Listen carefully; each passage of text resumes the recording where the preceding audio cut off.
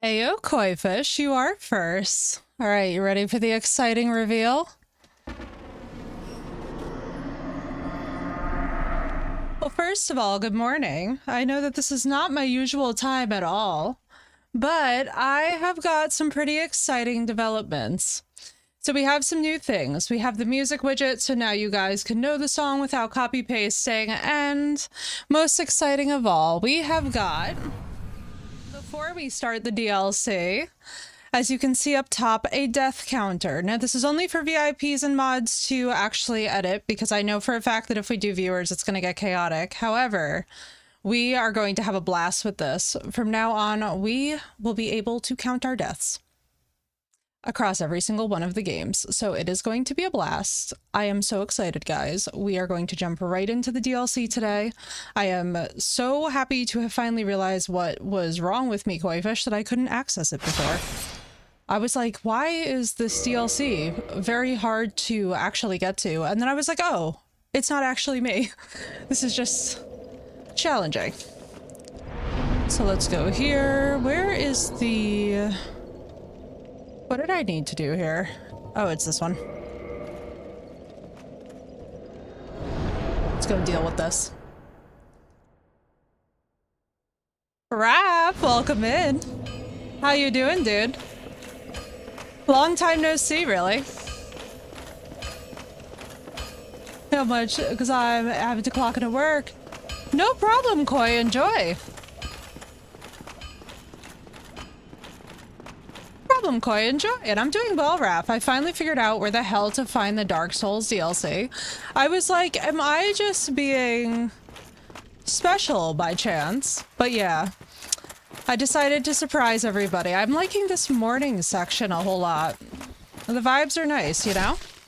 It's nice to wake up with you guys and to actually get the day all started together.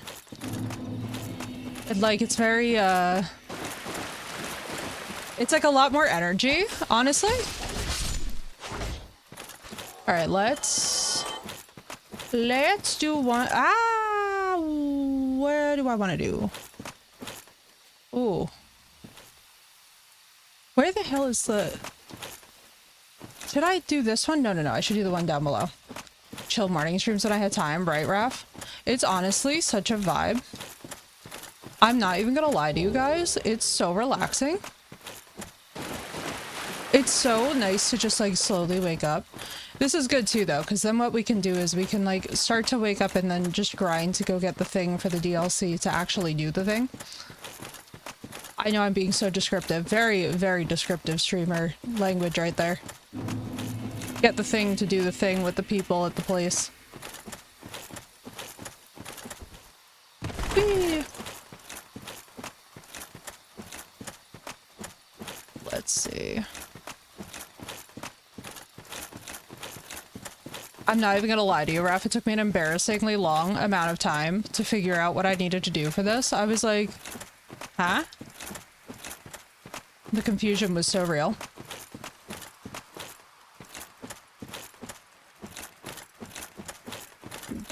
Let's just get this bonfire because I think this is probably the best one.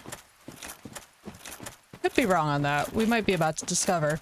Also, we stomped one of the bosses yesterday, Raph, and it was so funny. First it was like, you should try going in naked, and I was like, yeah, that's not gonna happen. Exuberant, thank you so much for the follow, dude. Welcome in. All right, people, let's do this freaking DLC. We're gonna have fun. All right. If I can... We're gonna try and navigate through the Darkroot Basin to actually get to where I need to go. I'll do this run exactly one time to figure out where I need to be, and then we'll never fail it again. I'm not gonna lie, I don't actually know if my weapon is at a level where it will make sense to do this, but we're gonna try.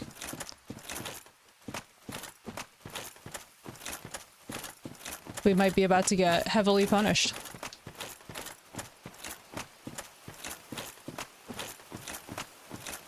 Okay, so we killed the Hydra. That happened. Let's get rid of these guys. Just because we need a little warm-up. I can't be I can't be out here just straight up boss running first thing in the morning on one coffee. That would just be... Oh, holy god, I one tap. Okay. That's fun. Never mind, I think my weapon's fine. I don't think that we will be needing all of that much, Oh, god damn it. My timing. And this is why we do the warm-up. Also, Raph, I have got to tell you something. I definitely think, if you're on the fence about replaying this, I definitely think that you should. I have had such a good time, actually, with how challenging that it is. I have zero complaints, if I'm being honest. Alright, let's see. We're gonna go... I think it's this way. Hydra's gone.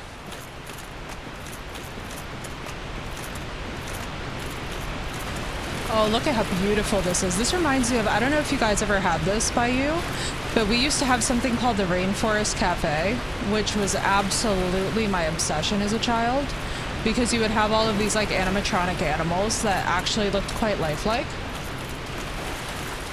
That's what that just reminded me of. It's like there was a waterfall inside of the restaurant that you would like hang out underneath. It was so dope.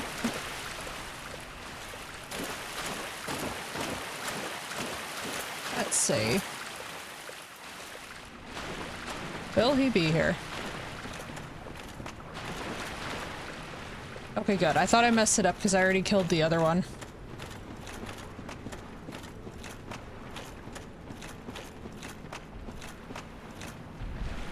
Hello. Wow, you're difficult to run away from. There we go. Heyo. So, 'tis thou who rescueth me, most gracious. Oh, you're cool looking. I am Dusk of Ulyssil. I cometh from an age long before thine. I cannot stay here for long. So, before I disappear, allow me to ask one thing. My I like her home, voice. Ulyssil, is the home of ancient sorceries. My hope is to pass this profound knowledge to thee. Would this be? Yes. Then I shall. Thou art seems that. Okay. Girl, your legs just disappeared. That was a lot. That was a lot. Alright, so now we gotta go back to the Duke's archives, if I'm remembering this correctly. Let's see. I was like, I actually had to look up how to go and get to the DLC, because I was like, you know, when you're doing a blind playthrough, the struggle is actually a little real. Because like that description of like, so first of all, we never would have found that golden crystal golem. That wouldn't have happened. Can testify.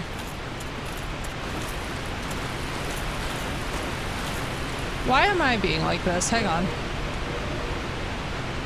Untrustworthy, welcome in, dude. It's good to see you. How you doing?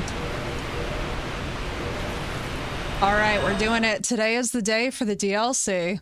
We're gonna do DLC and then, so is the DLC, Untrustworthy, do you know if the DLC is just one boss or if it's multiple? Because I was gonna say, if it's just one, not gonna lie, they might be best off. Wait, what if the Crystal Cave is actually the one I'm supposed to go to? This actually, hang on.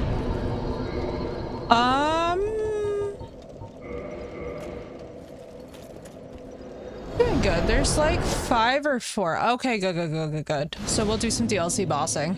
Because I do have I have an even bigger surprise for you guys later today. What's up, Grim?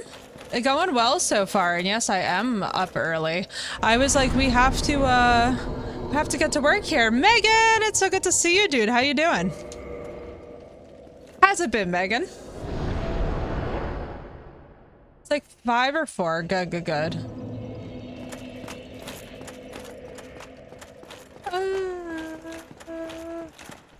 So good.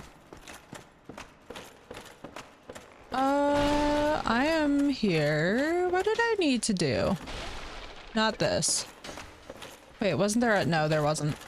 What's up, Megan? It's good to see you. What's up, Grim? It's good to see you. I am up early. I am saying good morning to you guys. What's everyone munching on? Nothing for me yet. I don't usually do breakfast. It's kind of one of those,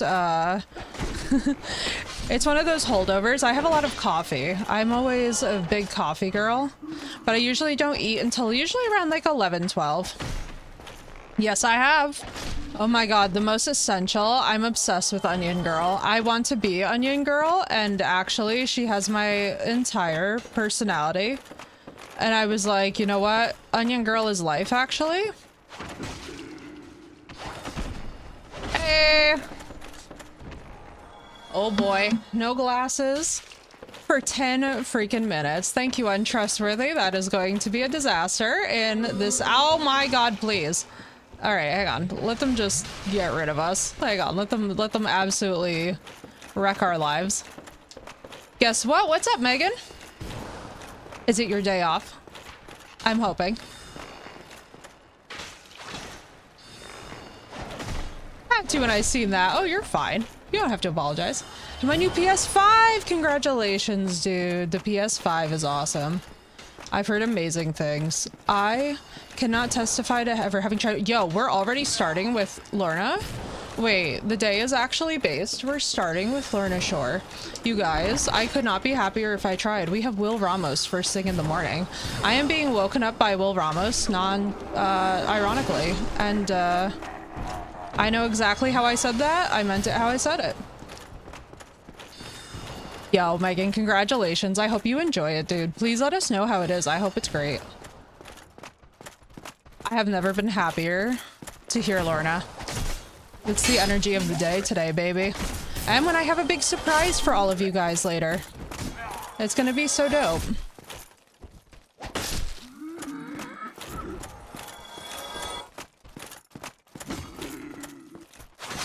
Get rid of him. Oh, hey Siri. Could you please set a timer for 8 minutes? Starting now. Thank you. I love how she tells me you're welcome. Oh, I went back too far. I went back too far. Yo, Megan, I'm so excited for you though, dude. That's such a vibe. The PS5, I've heard so many people say such good things about it. I really hope it lives up to the hype. You have to let us know. So what are you gonna play on it? Do you trust my no on weapons? No, I'm enjoying my Gravelord sword and we're finishing the game with that probably. And no, never cry when you guys redeem torture. That's part of the fun. If your streamer minded being tortured, that would kill the fun of it, wouldn't it?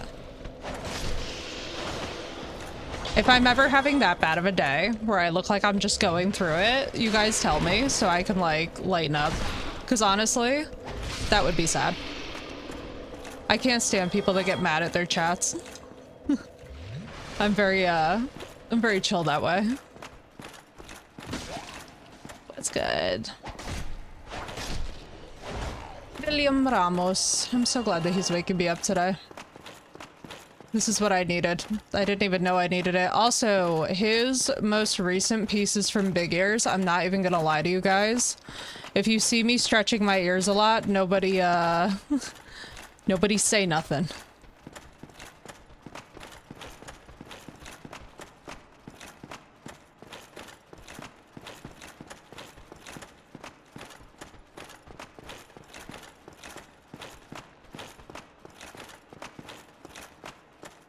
Oh my Jesus. Brother. Why are they all in one? Oh, it's because the music isn't on, isn't it? Are you all just gonna at once lose it? Whoa! I'm not gonna lie, I don't think I was prepared for that. Okay, I was, but I wasn't. Come here, babies. One at a time, baby. I wanted to come back for this cell, and I have no regrets. Hey, Cthulhu! Oh my god, Cthulhu snakes. I actually want a plushie of these so bad. I'm wondering if Etsy will have a plushie, because these things are love.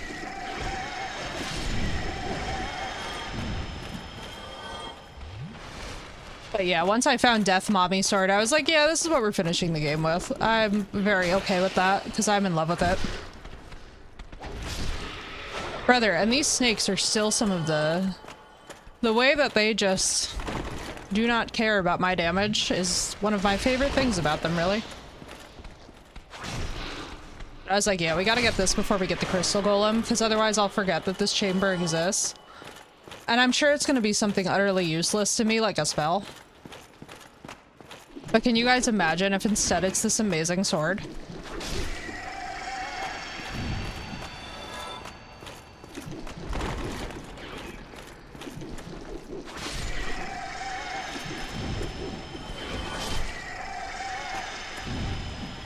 Alright, let's do that. Alright, babies. No, I don't want to do this again! There we go. The power of my aversion worked wonders. Yeah! Oh my goodness, Harrison. You're starting us off so strong. Let's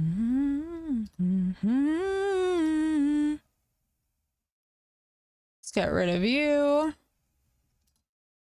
Goodbye. You are sentenced to the abyss.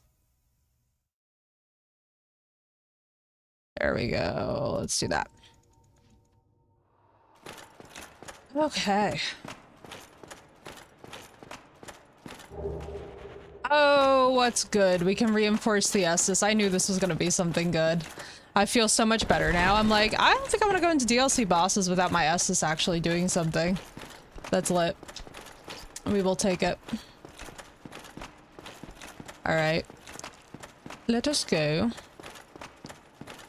And there it is, baby. The pig squeal. Eventually, someday, you guys will actually see me do the pig squeal on camera. We're not there yet. I'm not confident enough in it yet. I need to really become, I need to, like, fully get my vocals to a point where I feel confident in them, and then I will pig squeal at you all. And it will be an amazing time had for all, because it's going to just be hilarious what we will find a way to pull that out for. Alright, let's rest. Let's warp. This bonfire is cut off. Oh, right. That's why warping to that one was kind of dumb. Now I remember. Alright, let's go get our DLC item. Go handle business.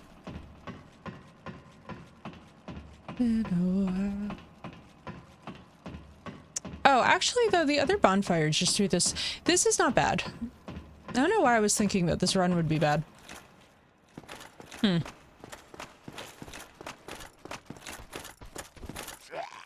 these guys, I absolutely hate. Bingo! What's up, dude? How you doing? It's very nice to see you. How's life been? You know what? We're gonna run to the bonfire, actually. I think running to the bonfire is the sane move here.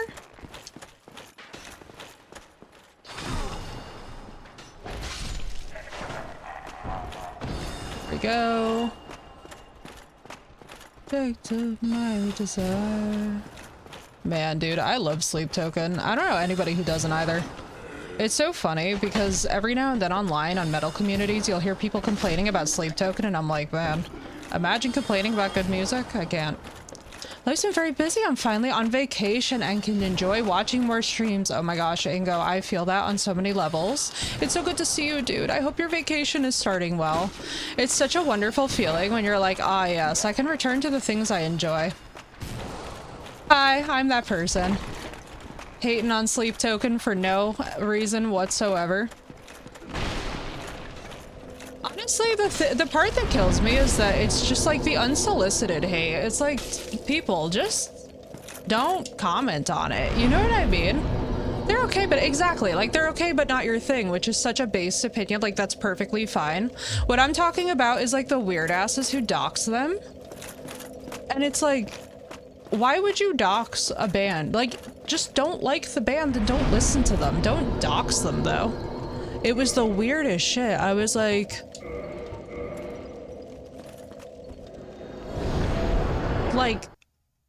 We can dislike a band without doxing them. Imagine if somebody doxed Will Ramos because they don't like Lorna Shore. It's like, why are we bothering? It just like kills me. But no, I just cannot. I genuinely cannot imagine being that hateful of a person. But that's the thing with trolls. It doesn't really ever make sense to me. Oh, thank God, glasses. Oh, there we go. All right. Read the Princess, the Abyss. Yeah, it's like they're fine. Like their music is good. It's not even my favorite, Raph. It's just for me what's weird is like the unsolicited, unbelievable bashing. I'm like, how to tell me that you're fragile without telling me that you're fragile is just the unabashed hating.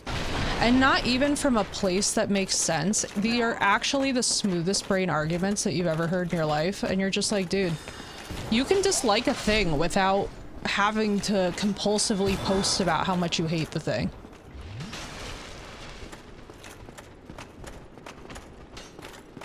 Like some of these folks need to get their heads checked online, to be honest. Like that's one thing that I'm realizing more and more is I'm like, I think people just need folks to talk to and therapists and shit, because like we've gotten to a point in society where some of this shit is almost just pathetic.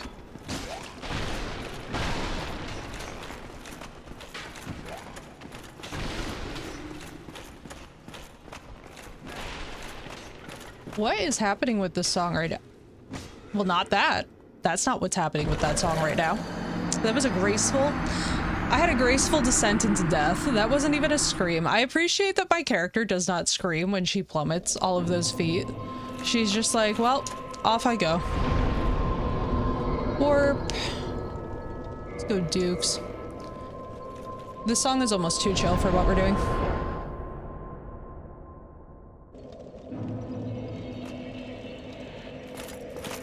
Alright, let's race. Sometimes I do that for his 5-finger death punch and Disturbed, which like unabashedly hate. I'll be honest with you though, I just don't get the hate posting period. Like for me it's just such a waste of energy. It's like, y'all channel it into the gym. You know what I mean? Like channel it into goals. Channel it into meaningful discourse. Like that's the part that kills me, is that it's never like, it never feels like it's intelligent discourse. Like if you're gonna argue it well. Because the amount of time that they spend on it, I'm like, bro, I have friends doing master's theses that are like, that would actually love to dialogue about it. And it's like, give it that level. Either give it your all or give it nothing. That's my standard. Like, for example, I never want lukewarm haters. If I have lukewarm haters, then that's failure in my eyes. Like, if somebody's gonna hate on me, I want them to do it to the fullest extent of their person. I want them to do it with such a passion that it's like, it would make Satan himself honestly impressed. Brother, telling you right now. Woo. Yo, I never want lukewarm haters. I want them to serve me that hate hot. I want you to hate me so hard that you are like if we're not at the level of hate where you're like, you deserve this traumatic thing that happened to you, then I don't want it. What's up, Burfwood? Yo, literally, I never want lukewarm haters because that means I'm doing something wrong. You get what I mean? Like, when you're being authentically yourself, your haters will be boiling hot. They'll be so fucking pissed. Like, look at the way that people treat Ronnie Radke. Okay? A wonderful case in point example. I don't ever want lukewarm haters. I want them loud and hot and boiling if they're gonna hate me. Because at that point... Once you've hit the point where they're boiling, you know that you've got the formula. Like you're doing something right. Or you're being so much yourself that you're just in your flow and you're no longer bothered. And it's like, yeah, give me that. Rev. That's good, Rev. Sorry, I had to be loud. It's like... I had to... For a minute there, I forgot numbers, Rev. I also just saw an angel number, but it makes me so happy in my souls. I'm not sure I understand the spectrum of haters you're referring to. Burf, so basically Ronnie Radke's the lead man in Falling in Reverse. Somebody hates you? Oh my god, Ingo. I've got funny stories about it. I'll put it to you this way. If we ever decide to do a redemption that's something like, confession time, it'll be so funny for you guys because you're gonna be like, wait, what? You're gonna be like, all this was happening in the background and we just like weren't aware, and it's gonna be like, yeah, unfortunately. People do be nuts. But I'm good, Rev. I was talking about how basically, especially too, whenever you're in media, arts, or entertainment, you do not ever want... Why, thank you, Solo. The love is mutual. And also, we officially have a death counter. People are crazy. Yes, they are. Yes, and here's the thing, though. It's very okay to be nuts. Like, especially, by the way, for those of you that have mental illness, your symptoms are valid. Like, it happens. I think for me, what's always gotten me, though, is that if you're an artist of any kind, or creative, really, of any kind, you don't want your haters to be like these lukewarm people who are like, well, she's okay. But, like, so here's my thing, right? So, passionate hating means that you've got the goods. It really does. Secret of Life. Mingo. And you know what? I'll tell you what. I don't take any of it too, like, you can't take anything in life too personally like that. Like, I just realized recently that I'd have to let go of this guy I was super into. Like, to the point where I was, like, out here trying to explain myself almost constantly to him. And then I was like, oh, I'm being such a pick-me. I don't want to be a pick-me.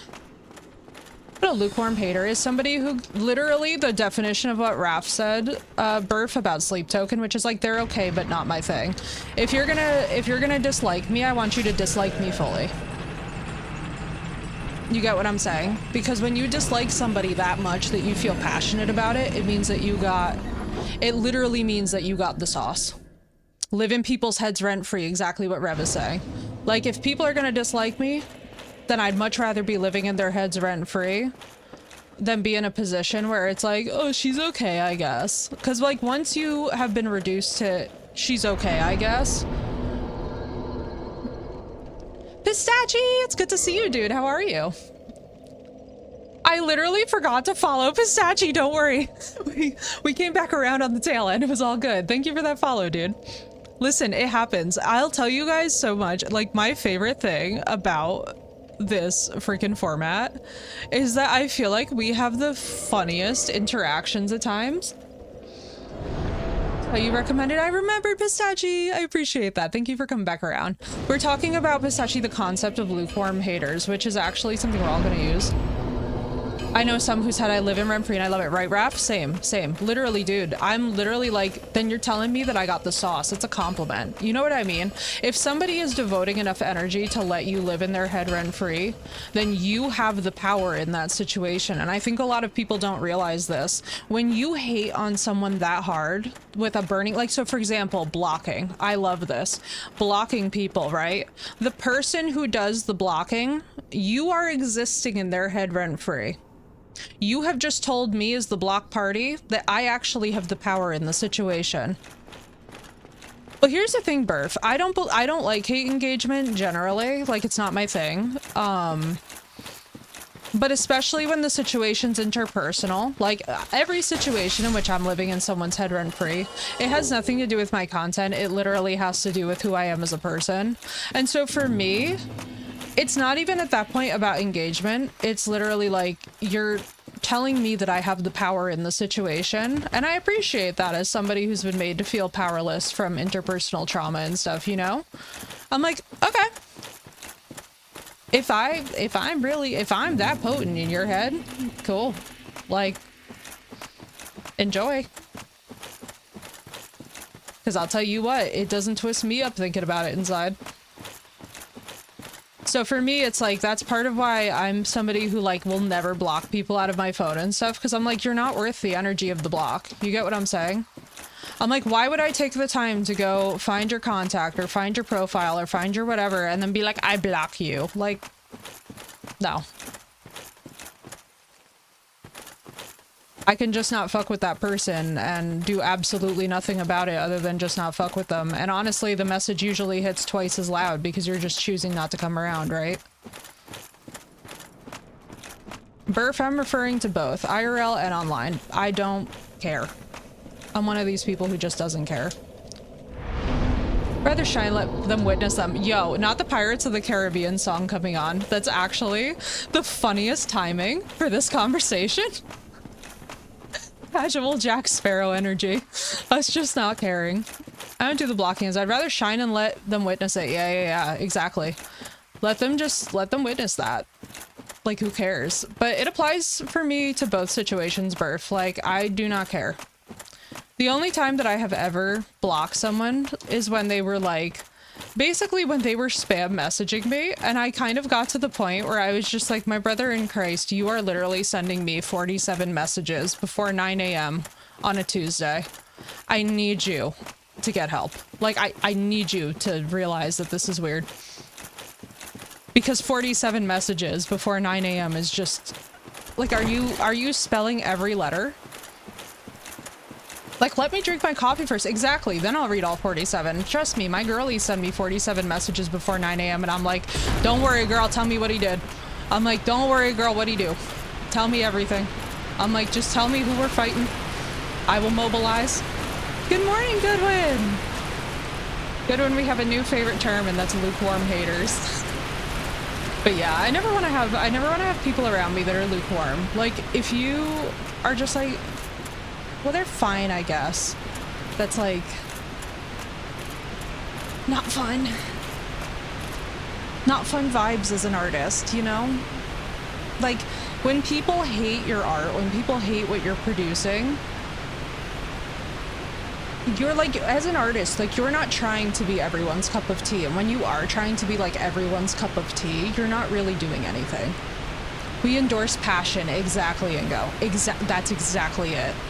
When you are an artist, if you're not pushing the envelope in some way that gets you to the point of being hated, you're not actually creating anything. And that's part of the reason why there's like, you know, we talk about this a lot, like, sometimes people have issues of like, hey, like, you know, the right people don't seem to be finding me. And I'm like, that's probably because you're not being passionate enough, if I'm being honest. Like, that's probably because you're not taking risks.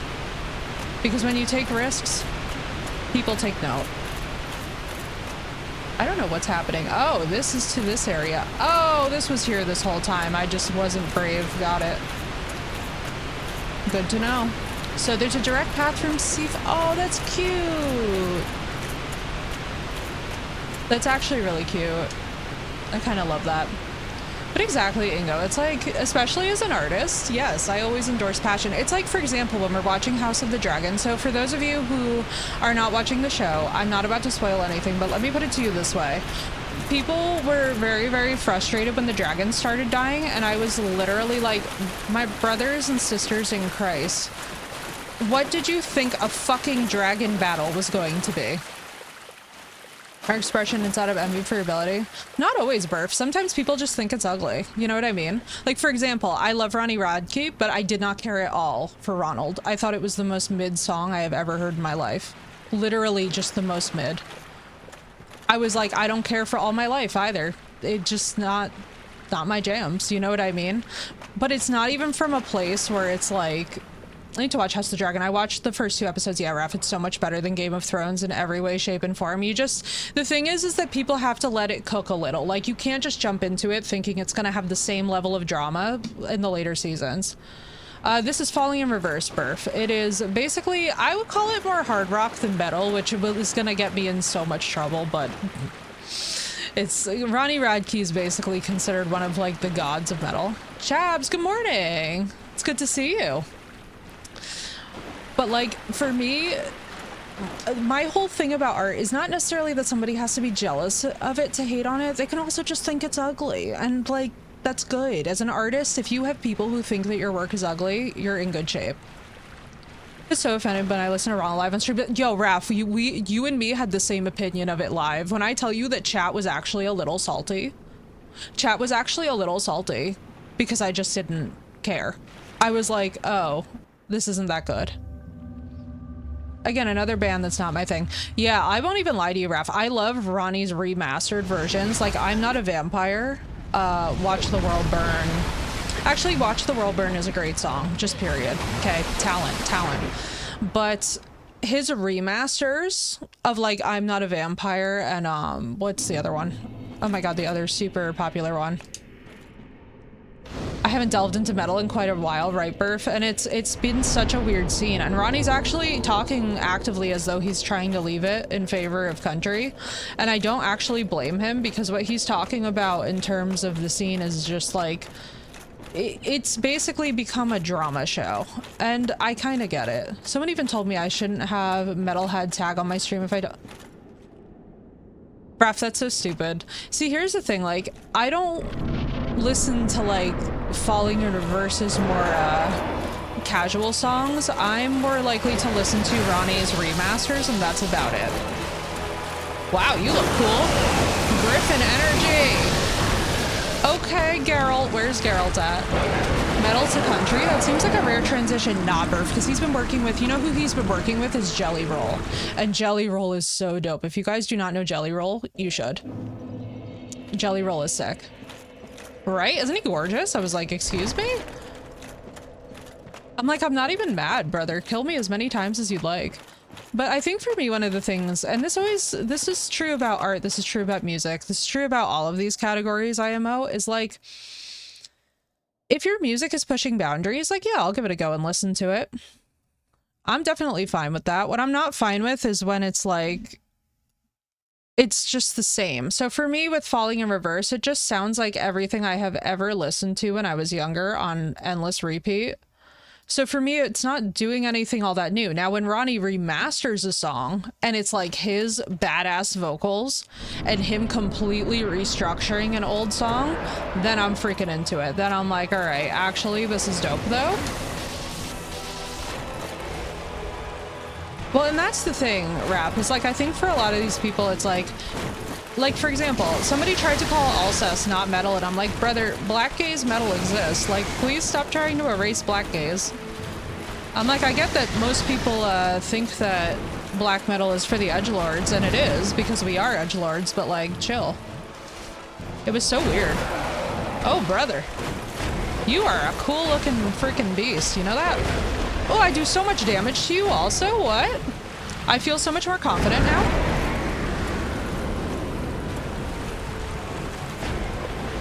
It's hard to make music that isn't a derivative, yeah. And that's the thing is, like, I think what a lot of people don't realize is, like, that's part of why, like, when Billie Eilish first came out, why people were so rabid about what she was doing, because, like, she had a very small grassroots movement before she became a big deal. Sorry, Metal Kid, and I love Alcest. Yeah. And this is the thing, dude. When people try and call that not metal, I'm like, oh, stop being elitist. Not everyone can be Bjork, for sure. Exactly. Or Agnes Obel, who, by the way, is another fantastic find for people who absolutely love Bjork. Agnes Obel is like her spiritual successor in many ways. What's up, Cray? We're talking metal. Also, do they not know what Nage's other band is? I know. That's the part that really drives me insane. Raph, is like the ignorance. It's not even the opinions, because, like, by all means, people are free to not like Alcest. They're wrong, but they're free to not. What bothers me is, like, the fact that they haven't Googled the thing that they're saying that they hate, you know? This is so sick, actually. Kind of obsessed. Damn it. Kind of obsessed with this, if I'm honest. Kind of loving this boss very much. You are so pretty, and I wish that Dark Souls did mounts now. Yo. No more sorrow for this? Absolutely dope. No, don't do it. I'm so close. Woo! Timing. And she's doing better at Souls, ladies. She's doing better at Souls, ladies and gentlemen. Second try. A Chimera. It's true. It's gorgeous. How can you not listen to Ecad de la Lune? Yeah, I know, Raph. I don't get it either. I love Alcest. I feel like they just have such vibes. It's like the Death Note soundtrack, if the Death Note soundtrack was metal. You know? That's my whole opinion on it. Last time I was in a metal phase was when Cattle decapped a Death Atlas. Yeah, I feel that. You know, for me, I found it after my partner died. Basically, I was like sitting in the car, and you know when you have to, like, you know when you're going through enough where you are like, wow, I need to have like a car scream. Yo, right, Cray? Nage, everything that Nage does though is just the sickest thing. Oh, I should probably use a bolus, shouldn't I? Wouldn't it be nice if I paid attention to status effects? Wouldn't that just be amazing? An Opeth, oh my god, dude. Latest crit, I'm in love with all of them, honestly. It's hard for me to even, like, express. This is so beautiful. Oh my god, Burf, you're gonna love them. I'm telling you right now, everyone that I have ever recommended Alcest to falls in love immediately. That or the Spiritual Instinct album. The Spiritual Instinct album I listened to. Actually, let me see if we've got it. It's not this one. Hang on. I have some stuff on here that's... Oh wait, is this Riptide? Yo, wait. This might be Riptide. True, that was going to relate to Lukewarm Hater, but then I forgot what it was. I think it's the fact that as an artist, we're doing something wrong if people don't feel passionate about the work that we put out, even if that direction is negative. Dude's Black Water Park is a masterpiece. Yo, right? I know. Dude, I just love... I found out a way to bypass Viking. I didn't, Littlefoot. I had to kill Sif, and she was gorgeous, and I'm sad. I'm really sad, because for those of you who don't know, I'm a passionate animal lover. I hate killing animals in games. It's one of those things where even the dogs in Bloodborne, I'm like, give me a talisman that makes them peaceful. I like Damnation a lot, personally. Yeah. The other one that I've been listening to a lot lately is Sadness. Oh, you're so cool looking, though. Excuse me? Why is my mother here? This is literally how she looks in the garden, and I'm not... That's no shade. She literally looks like this. She would love that. What are you, you cool looking thing? Dude, Damnation is great. Sadness is good. Their Tortuga album has gotten me through one of the hardest losses of my life. Listen to Stone? Yeah. Dude, love. Love. Sir. We're talking music. You're in good company. What's up, dude?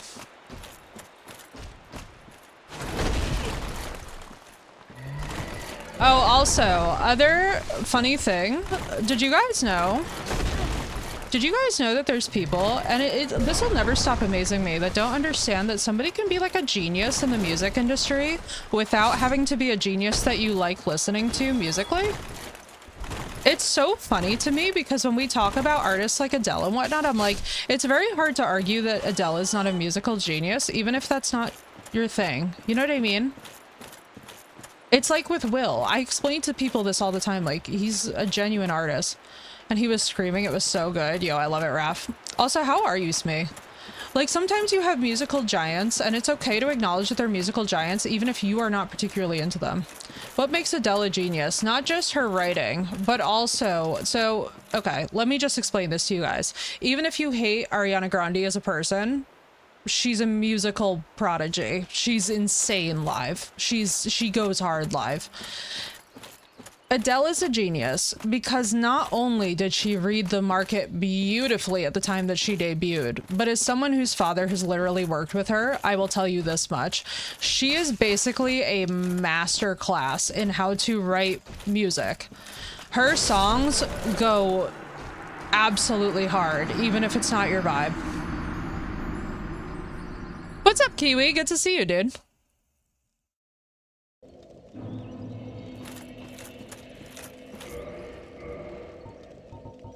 Like, even if it's not your vibe, Adele's music is a masterclass. An actual masterclass in how to succeed in the music industry. And what I think a lot of people don't really understand, or like what a lot of people don't want to understand about these music artists, like, you don't have to like them, or you don't even have to like the genre to acknowledge that they've done something epic, right? And that's the thing, Kiwi. It's like we all know Rolling in the Deep, even if it's not our vibe. And there's a reason why. I do birth. My father's an opera singer, and basically we come from a long line of a musical family. Like, my grandfather was the pianist for Frank Sinatra. So, like, we have a lot of history in the topic. Hamza isn't big one because they get paid well, but doesn't Adele have writers? So here's the thing, Littlefoot, even when they have writers, they are still the ones who actually have to, right, Cray? Yeah, it's kind of fun. Also, for all the VIPs in chat, by the way, so Chabs, Cray, Raf, you guys can directly contribute to the death counter / monster counter up above. I know it's kind of in like a weird spot at this moment, but basically you do exclamation boss or exclamation death, and it will record it. So feel free at any time when y'all see me dying and stuff. And there's no spaces, there's just exclamation death. We don't have it on for... I should really put it on for just viewer tier, but I was like, you know, on day one, just in case we have like 5 people who chat at once and are like death, I didn't want you guys to have to do like a lot of math. Or me, frankly, to have to do a lot of math. But no, like, I think part of the thing that people don't understand is that even when an artist has writers, they're still the final say-so about whether or not they take the song. And being able to actually understand the trends of what's going on enough to be like, this is a song I'm taking or not, is actually a skill, regardless of whether or not you believe that the artist is actually contributing to it. So for example, Ed Sheeran writes most pop songs that release on the market, right? And he writes some fantastic ones that we all know and love and have become classics. This flower's collectible, these? Don't think so. Oh, that's pretty though. I think what a lot of people don't realize is that there is actually something to the creative process. It's like how there's people who don't want to pay for creative direction, and I'm like, actually, without a creative director, you could get very fucked. I don't like Ed Sheeran, he's a ginger. Wow, Raph, that's not the kettle and pot situation at all. Leave her, Johnny, leave her. Oh my gosh, Kiwi, thank you for the 5 stream streak, dude, that's dope. Oh my god in heaven. Well, this is a fiesta, is it not? Everybody chill! Chill, chill, chill, chill, chill. Nope. Nope. Well, it takes a lot of courage and energy to complete each performance and make it each... Well, that's the thing, too. It's like, regardless of vocal training, right? Because anyone can actually train up their vocals to a level where they can be incredible that way. Why isn't it going? Hang on. Hey, it did go. There you go, Smee. Thank you. Yee. Ed Sheeran made me cringe when he did that silly sample of how you can perform any song with the 3 chords, which is IMO, really wrong. I think for a lot of people, what gets frustrating with music, right, is that we, the consumer, want to find a magic in it. For me, I'm kind of just like indifferent to it at this point, because music, like, so any kind of artist is always going to do stuff that's very fringe and cringe at moments, and I'm just very tolerant about it at this point. Like, I have to tell you guys, I could give such a shit less what our musicians do, and I think it's part of the reason why I've been able to enjoy Ronnie's remastered songs, because I'm just like, I don't care what antics he gets up to in his life. You know what like, I'm not paying attention to it. So for me, it's like, even when people give musically incorrect information on stage, I believe that the burden... What do you think of Chapel Run? I haven't listened at all. Don't know shit. I haven't listened. Hugh Laurie is where it's at. The man knows how to play and sing. Yeah, truth. Hugh Laurie is dope. Please love the music of Ben Howard. He's always so... I'm so sorry. Hang on. What are you? Whoa! Oh, hang on. Unchain my heart, baby. I love friggin' what just happened? House of the Dragon? Where's my Targaryen music? Look at the pretty baby. I'm in love with the pretty baby. Did I just absolutely fuck my playthrough? Do I have to go to the church? Oh, they went. Meet the worst boss, Calamite.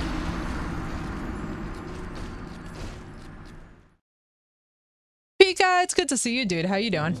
But yeah, I think for me, part of the reason why I don't pay attention to celebrity news is because I think that a lot of people make their decisions about what they will listen to. Calamite the Black Dragon. Yo, that's so sick. Because do you guys want to hear something funny? I was actually just looking at something. I forget what it was. It was unrelated. It was like Black Dragon energy or something. And I was like, man, that would so be my House of the Dragon. Dragon would be black with ivory scales, like flecked in between so that it would look like a galaxy. Also, you're currently 300 years in the... Yo, that's sick. Every time I listen to Johnny Cash's cover of Hurt by Nine Inch Nails, I can't help but feel the same pain and goosebumps, right? Yeah. Let me tell you something. My favorite version of Hurt lately has been the Bardcore version by someone called Hildegard von Blingen. She's basically an example of like a civilian who takes music into her own hands and doesn't do what the rest of the industry would encourage. But I kind of adore it, and I'm loving the energy lately of a lot of people who are like laymen taking on music. Gosh, Shadowrun is pretty awesome right now. Okay. Yeah, I would definitely love to. I've heard that they're doing really great things for the LGBTQ community, so that makes me really excited.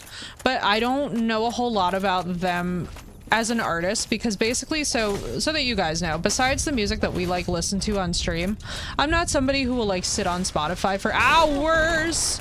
Jesus. Land of Ulasile became what we now know as Darkroot. Oh, that makes so much sense. I actually kind of love that. What the frick? Oh, these are the farmer boys. Yeah, it's funny. Like, I'm very lukewarm on pop. I'm a lukewarm hater of pop, which, by the way, is our new favorite term for all the people who didn't hear this earlier. Smee, I hope you enjoy. This is a lukewarm hater is our new term, because I don't want ever lukewarm haters. I'd much rather have passionate haters. I don't know if that makes sense. I love those Irish guys who sing the cool Viking style music. Do you mean Cole McGuinness? There's Cole McGuinness, there's Wardruna. Called Tyr. Tyr's amazing. Wardruna's amazing. Heilung, baby. Heilung takes it into another dimension for me. What does lukewarm hater mean, Kiwi? It means someone who goes, they're okay, but not my thing. No, you either fucking hate me with your entire soul, you either put your whole back into the thrust of hating me, or don't bother. It's like sex. You really can't go half measures with the thrust, you know? Wardruna live next level. Yo, Einar Selvik. Also, Raph, did you see that he collaborated recently with Eivor? I was so excited. I was like, excuse me, this is what we all want?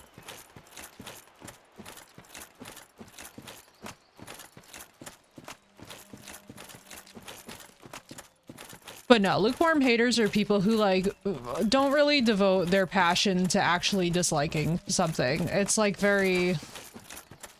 Analogy's hilarious for lukewarm hating, right? But like, this is the thing. You can't go by half measures, because this is the deal. Anybody who hates you by half measures doesn't actually hate you. And the opposite of love is not hate, it's indifference. So for me, like, if you're gonna hate me, you're still on the same spectrum as loving me. Oh wow, an early morning stream. Hi, how are you doing, Isaiah? It's good to see you. I just absolutely ate shit. And it was fun. Oh wow, yeah, I know. What a moment to come into, Guru. Shortcut, yeah, I know, right? Well, we're exploring the area, so who cares? We can listen to music and chat, and I can say more curse things. But basically, anybody who hates me in half measures, like, you don't hate me enough, baby. I need to amp it up. You know what I mean? Like, oh, let me give you more reasons. Literally seeing her work me with my phone low until it's over. Oh, I'm so sorry. Dude, I feel that pain. Work meetings are the actual worst. Can we just discuss how most of these meetings could have been an email? Get good at hating, literally. Like, if they don't hate me louder than the intrusive voices in my own head, then I'm not impressed. Especially if the person hating on me is a man. I have much higher standards for men. I'm like, no, low-hanging fruit. The C word, the B word, the whatever. This is all low-hanging fruit. I'm like, no. Ugly's boring. Don't bother. Arrogant, don't bother. Literally not interested. Talentless, not interested. It's like, if your hate is not creatively stimulating, why would I bother? If your hate does not have me at the point where I'm like, damn, I'm gonna actually think about myself, then like, don't bother. What is happening here? I mean, besides the very obvious, I'm about to get my shit rocked. I need the roast to be original, Burf, but I also need it to be quality. You get what I'm saying? I'm not a person who likes half measures for anything, but especially not for like, if you're gonna be rude to me, you better be rude to me in such a way where it's like genuinely worth remarking on. Hey, Lofa, it's very important because it's our weekly, what the week looks like. Oh yeah, that's true. It's just, you know, I wish that most of them could be emails. Oh, Littlefoot, I've learned how not to give a crap, and honestly, I blame it on my hometown. Like, so I grew up, for those of you who don't know and are new, for context, I grew up next to the Real Housewives of New Jersey town. Like, it's literally our neighboring town, so I had to go to school with all of their insufferable children. And let me put it to you this way, nothing teaches you patience in your life like being surrounded by people for whom the way that you got up to go to the bathroom was incorrect, so they correct you. And Isaiah knows this because like we know each other IRL. That town has honestly turned me and my friends into being some of the most resilient people. Right, Guru? It's like me and Nicole, dude, we have got that confidence where it's like, bro, you're not shaking my confidence by a couple insults. Like, dislike me all you want. I literally do not care. It's like, it's not gonna stay in my head past like the 5 minutes that I experience it. Like, I have been called everything but a child of God, especially by men who basically were too cowardly to actually approach me themselves. So now I'm just kind of at a point where I'm just like, yeah, bro, you have to pretty much have a steel set of balls if you're gonna bother with me. Because otherwise it's just not gonna get through.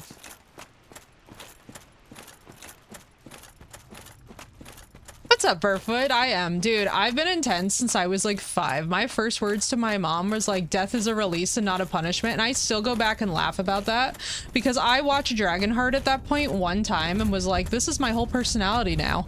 And you know something? I'm living for it. Like, little artist to me was literally just like, Mom, if you thought you were in for a chill experience, whoopsie, when your 5-year-old... When your 5-year-old is like, hey mom, I'm pretty chill with death. William Wallace, literally. The vibes.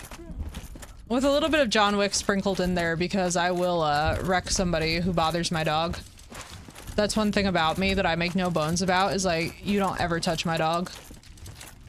Or joke about it. Like, I once was with a guy who made a joke about like, well, what if something happened to him? And I was like, I will yeet you. I was like, oh, we're about to learn today, I see.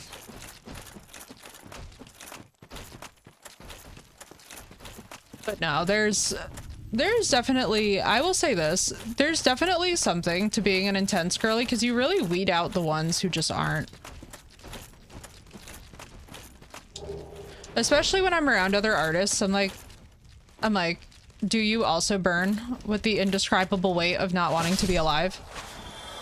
And if the answer is no, if the weight is no, if the answer is no, I'm just like, ah, a shame. Good for the farmer, man. Good for that farmer. The natural filler when you're intense, right? Yeah. You weed out all the fake people, probably. Yeah. Yeah. So fast.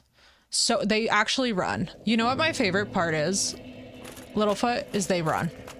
It's like I have sat down at first dates and within like the first 3 hours, there will be this glazing that happens in the eyes and I'm like, I'm never going to hear from you again. All right, let's enjoy this night while it lasts. We're going to have our couple drinks or whatever. And I'm going to bounce and it's going to be chill. And there's still some of my closest friends to this day who support me because we kept it chill. You know what I mean? Like, I think when your whole ego isn't riding on the idea of being approved and being liked, you have a much easier time, especially too, like even in the public eye, because you just don't take any shit. I learned the art of not giving a fuck. But I'm a nurse, so I have to have some empathy. Here's the thing, right? So you can be amazing at what you do in caretaking, but also only care to such a degree where you also recognize the boundary of when you have to stop giving a shit. Does that make sense? Like, for example, the patient who has a minor laceration with some stitches is not the same as the one who has to have their entire skull rebuilt. And it's good to have that boundary and to recognize, like recently, oh, this is funny. Recently, I was called fake in the space because I don't share all of like the very uglier details of my mental health with everybody on stream. Like, we could get into it if I'm asked, but I'm not asked. So I don't necessarily vomit that on you guys. You get what I mean? And one of my favorite things that happened with that is I was like, yeah, but there's also such a thing as having boundaries. And like, I don't think it's really my chat's problem. You get what I mean? Like, you guys are here to relax and watch a game and like, it's a video game stream. It's not like a support group for me, the streamer. And it's really interesting because a lot of people in caretaking professions talk about this a lot too, where it's like you will get empathy burnout after a while where you take on too much of people's shit. And so part of it is being able to do this emotional triage where you're like, okay, certain situations are objectively going to require more of me in this moment than others. So like when my friend's father passed away from COVID, I was like, this is going to be 90 out of 100 what this is going to take emotional resource wise, right? Whereas when one of my friends didn't get the job that she wanted, it took maybe about 40, 45 out of 100. And so it's like there's a different set of boundaries for each one, you know what I mean? The home I work at supports residents. Oh, Littlefoot. Yeah, I heard about your behaviors and got suspended for a week. You know, and this is the sad part, Littlefoot, is I feel like so many of us, like, especially when you're a deeply empathetic person, the hardest thing in the world is, like, the accepting of the injustice. Like, for me, this is part of why I left. This is part of why I left Pharma, because I was like, I want to burn the building down every single day. I was like, I'm just angry all of the time. And it's very hard because you're like trying not to sacrifice your peace, but at the same time, you're like, I can't pretend I don't care about this. So it's always going to be a battle of managing those resources and like how much can you practically do about the situation while also making sure that you still preserve the right to live. Yeah, oh, I completely get it. I mean, especially because I used to work, for those who don't know, in behavioral neuroscience research, and unfortunately that research does use animals, and I am a massive animal lover, as most of you guys know. So literally the psychology involved in the work that I had to do was exhausting. It was awful. It was legitimately just awful. And I hated every single moment of it, and basically if I could, I would go back and just throttle my bosses.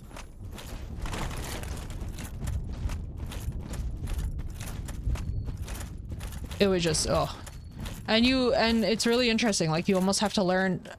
I'm gonna just keep, you know, it's so funny. I'm so glad that Smee's not paying attention when I'm falling down the same hole twice.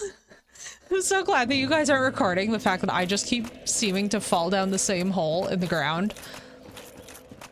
I release that negative energy. Metal, the gym, and honestly, meditation. I have learned how to rule my head in such a way where, like, let me put it to you this way, Littlefoot, for the longest time, for like the last couple months, I was writing letters to this guy who was very emotionally unavailable. I wasn't sending them or anything. They were literally just for me, like a therapeutic exercise. And what I would do is I would just like tell him stuff about my day. I would tell him about hard things I was going through. And so like I would kind of like, I like created an imaginary version of him that was my safe space to vent these things to. And that helped enormously. So like for a lot of you guys, if you're single, but you have like an ideal person in mind, like, or an old crush or someone that just feels very safe. Like think somebody who feels the way that like an old band t-shirt feels to slip into. You get what I mean? Like somebody who just, you're like, ah, yes. This is like somebody who could have been my person, but maybe wasn't. There's nothing therapeutically maladaptive about sitting down and like learning how to journal by just writing them letters and just getting used to this idea of like talking about your day. Because what you start to do is you start to observe the way that you talk to yourself. So what happened for me, right, is that I made a lot of strides in therapy because I started to pay attention to the way that I was talking to myself in my head. And what I realized is I was like, damn, I'm so mean to myself in my head. Like, what are we doing? And so I got serious with myself and I had a real like moment, and it's part of why we rebranded and stuff. Like I couldn't have done any of that if I didn't first dig deep into the psychology of why I am just having a terrible time getting over this guy that honestly hates me. And it's like you find coping mechanisms that really are powerful, and my therapist has been just loving it because it's unearthed so much more work for us, and not even in a bad way. It's been very chill. We've been very relaxed.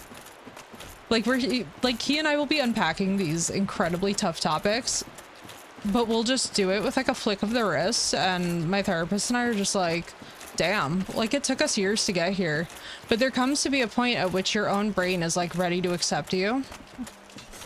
So my biggest thing for you guys is like, don't necessarily be all freaked out by the negative thoughts that you have in your head. And trust me, if you're still kind of stuck on somebody that you can't, it's very normal. It's actually so normal that we have a whole music industry devoted exclusively almost to writing music about it. So whenever you think that like, oh, your struggle is like so completely unique, like rest assured other people see and hear and will agree that it's fucked up. It's like, unfortunately in the world that we live in,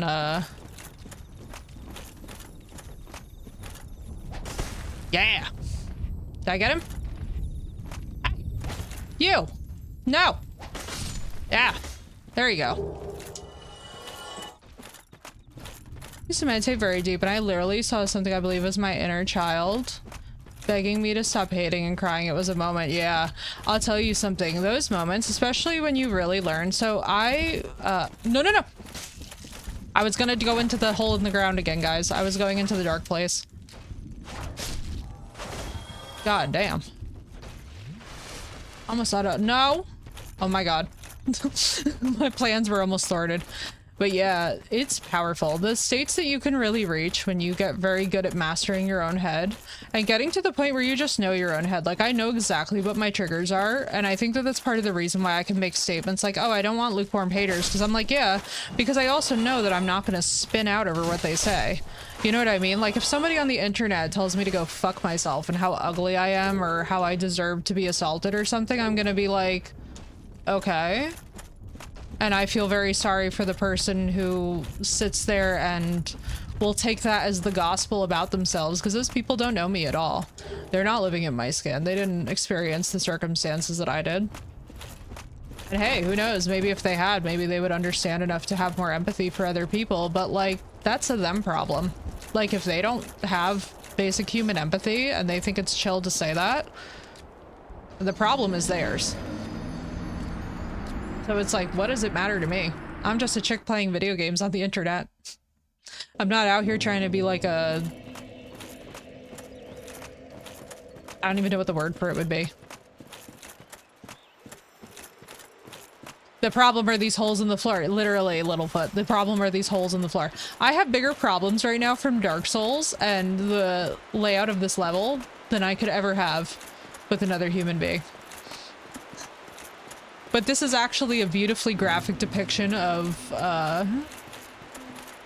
like what being stuck in your head feels like at times, because you're just like, ah, yes, and there goes the floor again.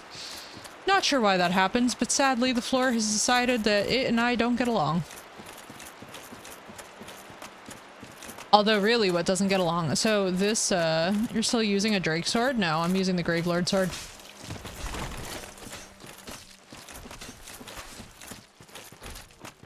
Nicandria, what's up, dude? Welcome in, it's good to see you. How you doing? Oh my god, and I love the color that you picked. I have to tell you that this is such a specific thing. I love the color that you picked for your Twitch username. It is one of my favorite shades of blue ever. Like, it's like a blue-green that is just so perfect. It's so nice to see you, dude. Good morning, good morning. We've been having this conversation about the term lukewarm haters. And it is possibly my favorite discussion we've had on Twitch this far. Yo, it's perfect. It's like this perfect turquoise. Does that make sense? So I was explaining, Nick, that as an artist, what we never want is to have lukewarm people witnessing our art.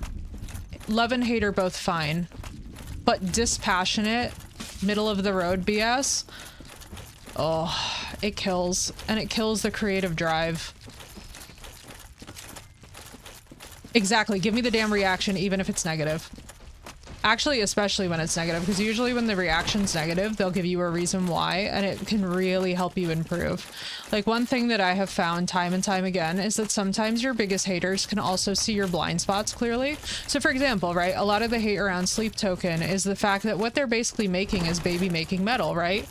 And the thing is that a lot of their songs do actually sound so samey that it's boring, and that's a valid critique of their work, and that is their blind spot. and they have worked on it from getting those critiques. And that is the sign of an artist who's really fully committed to what they do, is like taking the critique to heart and being able to like not over internalize it, right? Not to the point where it becomes pathological, but being able to honestly address the fact that we're all in this gig going to have, we're all going to have blind spots. We're all going to have stuff that we do better and worse than others.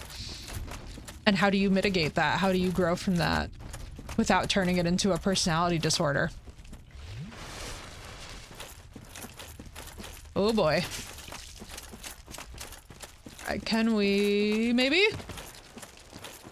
Right, Nak. Well, that's the thing with streams. Like, I try to have like, ooh, Elizabeth's mushroom. I have mushrooms? Yo, wait, hang on. My ashen one is going to,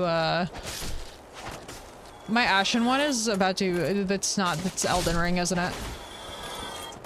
Am I in the wrong game mentally? Get those shrooms, mushrooms, mushrooms. Oh, baby mushrooms. I freaking love mushrooms. Like wild foraged. Oh my god, chicken of the forest. Stop it. Just give me some chicken of the forest. It grows wild around here too. And it is just the most heavenly. Whee! We did it. Guardian helm. Yo, that's sick. Look bad. People will tell you up front, but nobody tells you when you look good if they don't care about you. It's true, Cray. And that's why too, like, and this is a big thing as well with like, and you know, we streamers always say this. If anything's ever fucked up, guys, like for example, if you cannot hear me over the music, if something is just like blatantly not working, or you're like, hey, something, I don't know, this feels like it's not doing what it usually does, or the audio gets messed up, say something. None of us ever take it personally. Sometimes I crave mushrooms IRL and just cook them and eat them like chips. Same, Nak. Same. They're delicious that way. That is literally one of my favorites. Also, anything balsamic with mushrooms is just like balsamic vinegar with mushrooms. Just has my whole heart, if I'm being honest. I have always made, for every steak that I make, I love to make a balsamic reduction with a balsamic. I don't know why I suddenly couldn't pronounce that. That was not my happiest moment. Yo, right, Nak? Oh my god, cooking is one of my biggest hobbies too. It's like, when I tell you that, I think that that's part of why we're not even going to discuss that. That was too tragic for words. My heart will go on recorder version. Insert here. That was just so bad. I ran off the side of a cliff, not because I was so excited to tell you about my cooking hobby, but for every steak that I make, I love a good butter. Oh my god, I love a good butter sauce with a steak. Oh my god, but balsamic with balsamic up. Why? I'm overthinking the freaking word now. Oh, thank you, Nak. Listen, when I tell you guys that I'm the same, and this is, oh my god, we were having this conversation earlier, Nak. It's so funny how things circle back, right? It was like this conversation, I've recently had it levied against me that like, she's so fake because she doesn't talk about all the nitty gritty about her mental health on stream, but then in private, she's writing these letters where she talks about her, and I'm like, it's the difference between having stream boundaries, where my audience doesn't need to be burdened by my shit, versus being somebody who just vomits my problems onto the audience. Oh, Nak, it was so funny. And I was just like, brother, you've been doing this longer than me. How is this seriously your argument? Like, I was like, what do you mean? Like, it's like, so I would have days, right, where I was having like a hard mental health day, and like stream was a push at times. Like we were playing God of War. Yeah, right? Also, no, you're fine. My auto mod is so stupid. Recently, they changed the moderation settings on the auto mod. You're fine. It's literally auto mod being a troll. When I tell you it's the dumbest thing, what they have started to do is that I would like put in exceptional terms, right? So for example, to me, the word bitch is not misogynist. It's like not, most people use it and it's like kind of like sarcastic, bitchy, funny. You know what I mean? Like it's not like, as a woman, I don't feel personally offended by it. Don't know, Littlefoot, haven't played Ragnarok. That's actually one that I am waiting to release before I play it.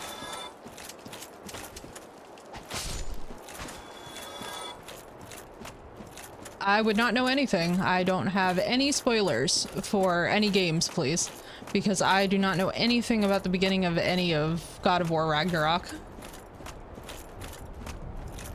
Don't know anything about the story. We use words sarcastically. Exactly. Same. And it's why, like, so this is very funny, right? Because there's people who will get offended by all kinds of things, especially like in the digital space. But what kills me about automod is that I'm like, but I put in that this term is an exception. Like, I'm not offended by this. You know what I mean? And it's a very, like, sometimes on the internet, it's a very tone-based thing. I've been very fortunate in that the trolls that I have been so direct that it's actually comical. And most of them, if I'm being honest, and this is why I sort of felt like, so earlier, by the way, our good friend of the channel, Asesia, who's also a fellow streamer, was starting The Witcher 3, and I was like, oh no. I was like, unfortunately, there's no game that for some reason brought out more trolls for me than The Witcher 3. It was like, basically what I have deduced is that people do not like strong, confident women in streaming who won't take their shit and aren't desperate to make them like them. Does that make sense? Like, I was like, oh, I'm not desperate to have everyone's approval. I don't really care. And it was almost comedic how the trolls would come in. Right now, oh, it's true. And in every sector, like, I got into so many trials in pharma because of this, because they were basically just like, you should care about this. And I was like, you cannot make me care about it. I was like, you could pay me $300,000 a year and I still would not care about this meeting. I was like, you could pay me $300,000 and I'm still not checking your dumbass email. And my boss said, I do not know what to do with this. And it was amazing. 10 out of 10. Recommend. For those of you that are like, I would like a method by which to stump my boss. News alert. That is the way. I work in a workplace with mostly women. Oh my god, Nak, that must be so interesting. It's so crazy how, like, the culture changes so dramatically just from that factor alone at times. Where are you? Let me guess. Snatched by a shadowy limb and dragged off to the past? Daddy? Yes, we are both strangers in this strange land. But at least now there are two of us. Daddy. Hi. Hi. I am obsessed with you. Did you know that? Did you know that? You're my new favorite thing in the whole world. If I could, I would just carry you away. So long. Sasha Grey don't give a fuck, and she has like 2,000 people watching her, and she has a badass personality. Aw, thank you, Littlefoot. Dude, you know the way. Literally, I'm obsessed with him. I saw the top hat and was like, Did you listen. happen across Knight Artoria, the legendary abyss? Well, if you haven't, it's just as well. Wait, we're gonna He's fight a colorless sort, if you ask me. Taurus. Yo, wait, I'm so excited, So actually. long. Wait, that's actually so dope. What is this? Where is this gonna bring us? Probably back up to the bonfire area. Or something along those. Yeah, this is the first one, isn't it? Okay, yeah, it is. Wait, I actually love these. Can we talk about these elevators in Ulisile? Because this is actually sick. And it's so, you know, and it's so funny, Nock, too, because there's people who, like, get really up in their feelings. So, like, where I worked in pharma, right? So we had quite a bit of female representation. But, like, the way that we were treated was so insane. Like, the animal care workers weren't given hazmat despite having to handle radioactive animals. And it still sits so bizarrely with me that, like, I was like, how are we not revolting? I was like, how are we not revolting en masse right now? It was insane. Sasha Grey. I'm gonna have to check her out. I have no idea who that is, but I'm so down. I absolutely love chill, not reactionary streamers. Like, it's such a vibe. She's really smart. She has like 3 PhDs. Yo, Cray, we are gonna get on well then. I almost did too. Watch what I look. Wait, what? Watch what I look like? Why would I need to watch what I look like? Look for her here, not on Google. Why? Oh, porn star with the same name. Got it, got it, got it, got it. I got there. I've watched porn before too. I feel like all ladies have watched porn before, but we don't ever talk about it because we never feel safe talking about it. Okay, so Knock, I studied neuroscience, specifically behavioral and electrophysiology or neurophysiology. However, I almost went for dual PhDs in biomedical engineering and neurophysiology. But I turned them down. Basically, the long story short is that I got into my dream school and then I turned down the guy who made the Narcan patch because he was an asshole. And unfortunately, the guy was just like, he's so talented, but he's such a dickhead. And I was like, yeah, I'm not going to be your slave. Like, I'm not gonna sit here and worship you because you created the Narcan patch. He literally was the biggest dickhead. It was like, he would have this whole meeting, and this was the thing that killed me, right? He would have this whole meeting with me. It would take 4.5 hours. They were baffled by the idea that I was still working in a fucking lab and needed to run experiments, that I was running the laboratory, and I was like, my entire day does not belong to you just because you're offering me PhD. Like why do you think that your whole day belongs to me? I don't even work for you yet. You haven't even incentivized me to work for you yet. And that was the part that pissed me off, right? It's like, I wasn't even accepted yet and they were acting like they already owned me, and I was like, yeah, you can get fucked. I was like, yeah, no, you can get fucked. I'm not being bothered with that. Gotta live entitled people, yo. And it was bad. It was bad now because there were also like, so there were cultural differences involved. It was very tense. It was very tense. There were cultural differences involved where, like, because I was a woman, I was already being regarded as like not enough in the way that they spoke to me. So I was like, I put up with it for about 2 weeks, right? And then they said to me, you're gonna give us 2 thesis proposals fully detailed. And I'm like, you have not even accepted me into your PhD program yet. This is expected within your second year of 1 PhD, let alone 2. Let alone 2.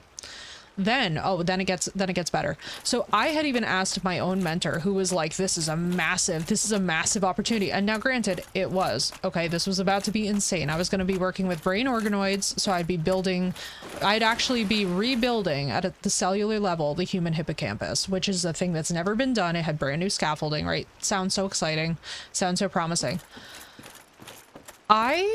So when I had applied to the school's PhD programs, I was looking for a very normal PhD where, like, very boring. You know what I mean? I was not looking to be like a star or something. I was like, I would like this to be very chill. It was not chill.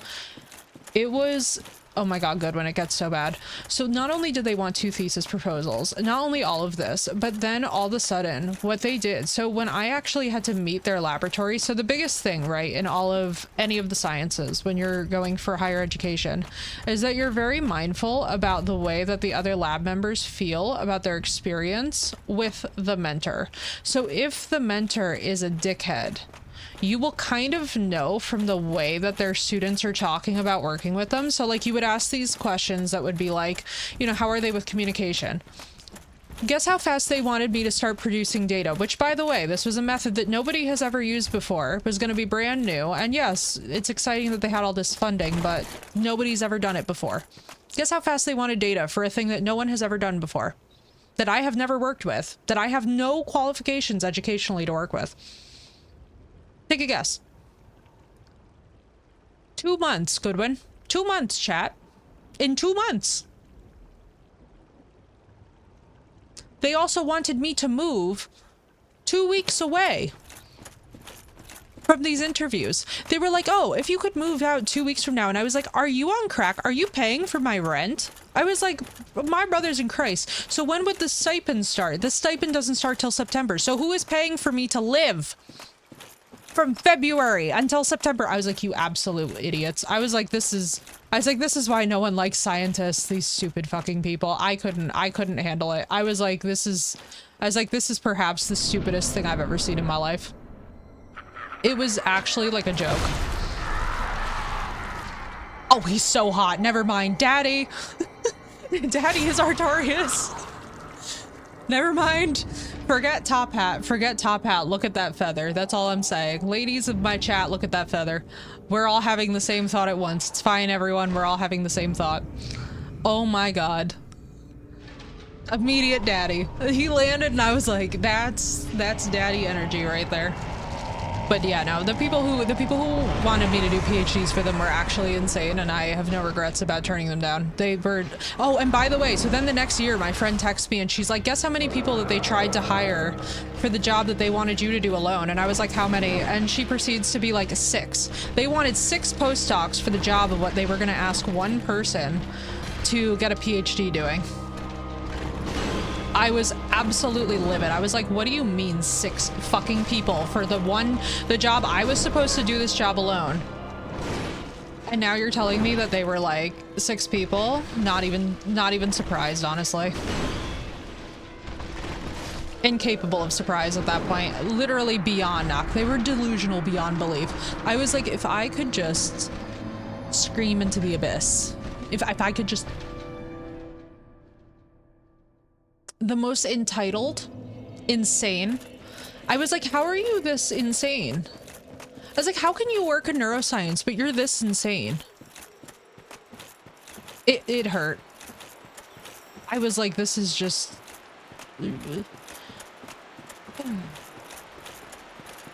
But, and then this is why people don't like and don't want to fund at times the sciences, and I'm like, but then they act surprised by this, and it will never stop annoying me, because the hubris of thinking that you can make these demands of a person, all because of this idea, by the way, of like this prestige that they're talking about, that they haven't produced any evidence will ever happen because no one has ever worked with this method before.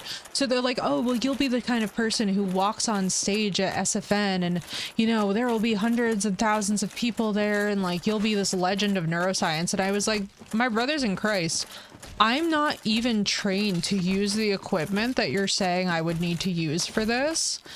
So like, you're basically selling me on actual delusion.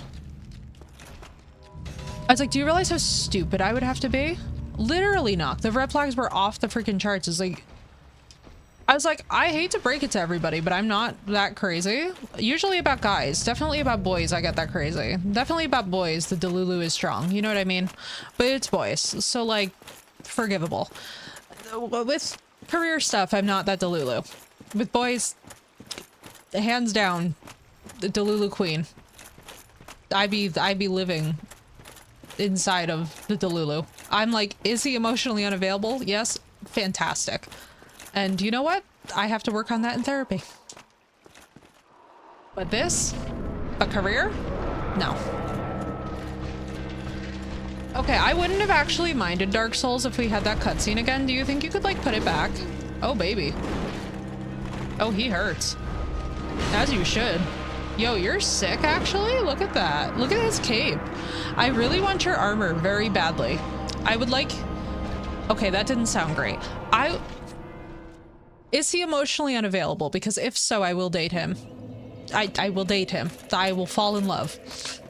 Are you emotionally unavailable, sir? That's the way that I should be asking this.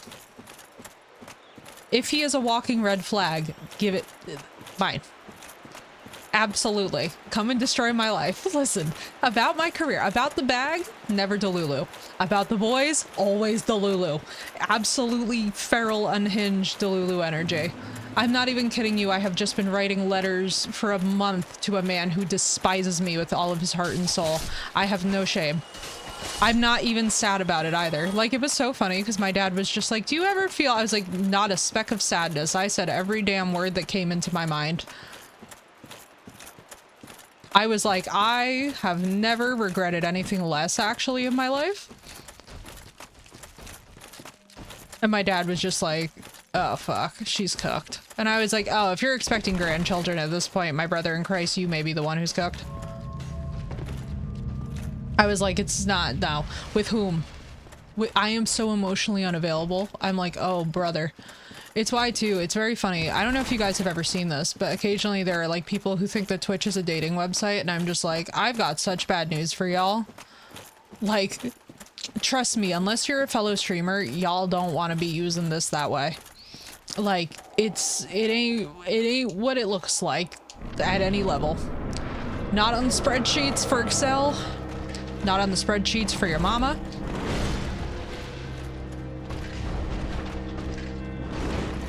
Like, my parents are chill because we come from an entertainment family, but like the Delulu business of people who are like, I'm gonna try and date the streamer. I'm like, I think y'all are nuts. I'm like, please seek counseling. It never ends well either. I think that's the sad part for me, is that it's like, for some reason, it's always those situations. You are a hoppy boy. What did you just do? I just heard a wolf. If I could but heal through your bullshit, that would be great. You know, this is how I need to talk to the men in my life. If I could but heal through your bullshit, that would be great. All right, let's do this, because he's about to go sicko mode. Garbage stream to ask, can I get your number? Literally, Goodwin, the most insane thing. So, like, basically for the guy that I was super into who was emotionally unavailable, I actually started out on the note of calling him hot, because I'm not gonna lie, like, you know, if I'm feeling it, I'm feeling it kind of thing. I'm not gonna be like, whatever, you know, but very chill. Very chill. Was just like, oh, well, I'm gonna root for the hot guy. Literally, that's basically how I said it. So it's like, I'm gonna root for the hot guy. Left it there. Was not expecting anything. Uncapped more bullshit in my life than I could have ever imagined on any platform. And I was just like, y'all ever make one comment and then regret it for the rest of your life? Literally the insanity. Like, and it was literally that chill, because I'm not insane. You know what I mean? Like, I'm not this person who's like, oh yeah, I called you hot, you need to fall in love with me. I was like, he's a hot guy. Like, is this a secret? I'm sorry, am I too autistic for this? I'm like, maybe I'm doing something wrong, but I'm just like a very upfront person. So like, if I find a guy hot, I'm just gonna be like, he's hot. I don't know. What do you want from me? So I was very chill about it. And I think one thing that people don't forget, like, I think that one thing that people forget, it's like, it's the entitlement factor sometimes, because like, and I mean, we see the stupidest discourse on the internet about the whole parasocial interactions thing, which we won't get into, but it is very amusing to me that it's like, brother, that triggers you that hard. Something like, I showed you my pee-pee, please respond. And you know what the funniest part is though, and it will never stop making me laugh a little? Why is it like, explain this one to me, okay? Call me deeply undesirable, I'm not really all that offended by that, right? I've been through worse, let's put it that way. But explain to me how it is. Okay, I have such a problem with this stone golem in the elevator, actually. This is, brother, why can you do that? That's such BS. Your hammer does not reach up here. Now stop it. You are not the boss battle. I'm sorry that you're not Knight Artorias. I'm sorry you aren't Artorias.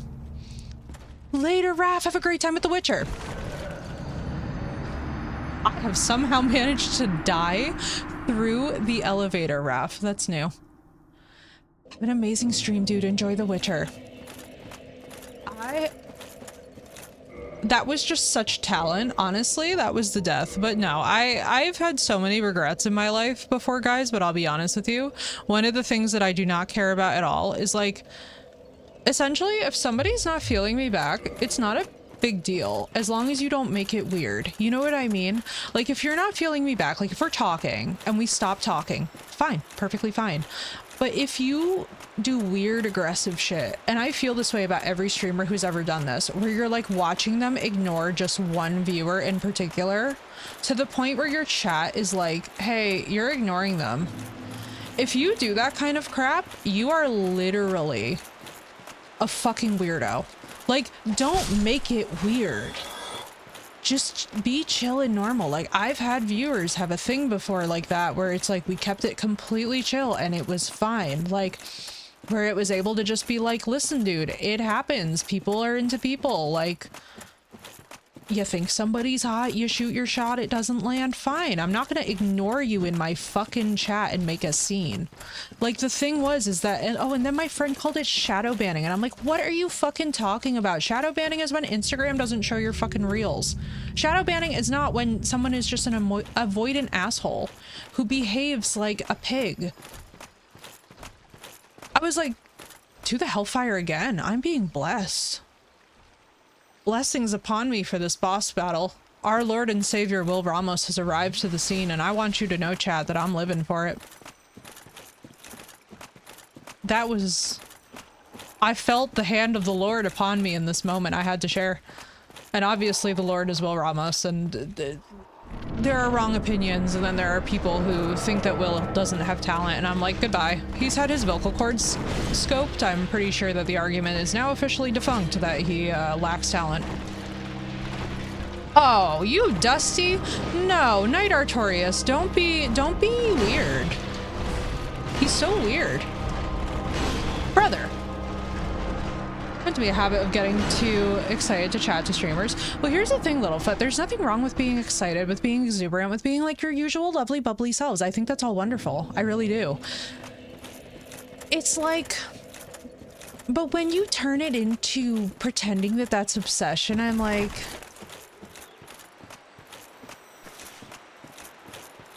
What?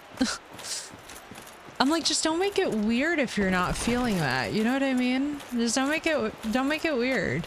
Don't make your viewer feel like they're doing something wrong by trying to interact with you in your chat. And also, especially when you have established friends in a community, interacting with your friends. Like, take the ego down a couple notches. It's like people are actually hanging out also because they have established friendships in communities. And because they want to go and see their friends. Like, and I think that's one thing that sometimes the streamer loses sight of is like, brother, sometimes people are just here to hang out with their friends and they're not even feeling the streamer that much that day. They're actually feeling hanging out with the people that they've developed relationships with online. And that's perfectly okay and normal and a reality of these spaces. So when you make it weird for them to feel like a thing that they were just safe doing, which was hanging out with their friends, is now this thing that like they can't feel comfy about. It's like, how do you expect that to end well for anyone? Why would it ever end well for anyone to make someone feel like a weirdo for something that's that normal? And he is cray. I'll learn his timing eventually. I would love to know what I would need for this. I'm assuming, you know what, let me just put the poison boluses on because I feel like we're gonna need them. I have a weird gut instinct. But no, these are the discussions where like I always appreciate you guys so much as my chat because I think you guys get it. Like I'm generally a pretty chill person. And I'm not really somebody who operates off of that wavelength. Like I've had some definitely freaking weird comments leverage before. Like I'm sure y'all have seen it. Thank you, Cray. Making good use of that death counter.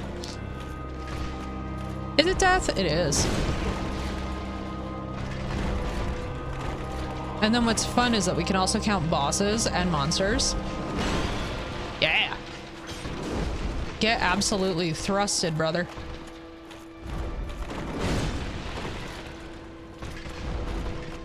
Man, I love Will Ramos. Ah, I hate that that was a thing. That shouldn't have... That was bullshit. But it's okay. Artorias is allowed to be jank because it's him. Because he's daddy. Oh, I hate this. That spinny move. This spinny move can honestly go to hell. I'm getting one final thrust in before he kills me. The power of manifestation, baby. Don't do it. I know a spin to win's coming. I love how I was like, don't do it. And he was like, would you like to bet? Also, I have a feeling that in phase 2, because he totally has a phase 2, you cannot convince me that this is going to be it for Artorias. Oh, is he doing curse damage? Or is that poison? Wow. I rolled into my demise. I went into it with arms wide open, you might say. With arms wide open, baby. All right, let me repair my stuff also. Repair. Let me see what needs it. Oh, baby. Things need it. Hang on. It doesn't help that my Gravelord sword is not doing what a Gravelord sword should do. Old man McLoif. Let's do this. Yeah, right, Cray? I'm telling you, everything that Will does is just always good. He really doesn't have a single song that I'm just like, oh, he didn't eat with that, you know?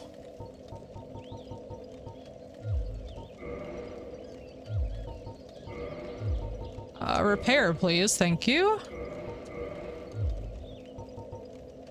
Man, I love how I should recognize how to repair the equipment from just the menu. But no matter how many times that we do this, I have amnesia. But yeah, so whenever any of you guys worry, like, will she understand this? Yes, I will. I have been through it. Unfortunately, Twitch is one of those places where people, really sometimes show why they can't really handle the public, and I personally, oh, the Alcest hype though, what's up? We were just talking about them too. This is one of my absolute favorites. I'm telling you, I think the Spiritual Instinct album is actually my fave, if I have to be honest, because I love what they've done recently with their new album. I do love it, but not in the same way. Spiritual Instinct just hits differently. I don't know what it is. I feel like it just feels a little bit more anime, if that makes sense, Cray. Like, because I know that you're a long-term Alcest fan too, so like, you know what I'm talking about. It's the one that, like, because you would think that Kodama would feel the most anime, but instead it's this one that just feels like the most. It literally feels like Death Note was, like, their whole soundtrack was made into metal. That's the comparison I use for it, because I'm just like, man, this soundtrack just would eat. It would eat. I can see this in an anime. Death Note? Yeah, it used to be one of my favorite anime growing up. I was in love with Death Note. I was absolutely freaking obsessed with Mello. Thank you very much. Mello was absolutely relatable to me in every way, shape, and form, because I too am an anger girly who definitely gets angry before my first response to things is anger. I don't know, Littlefoot. I feel like it was the only inevitable ending. I feel like they ended it with the only thing that made sense, to be real.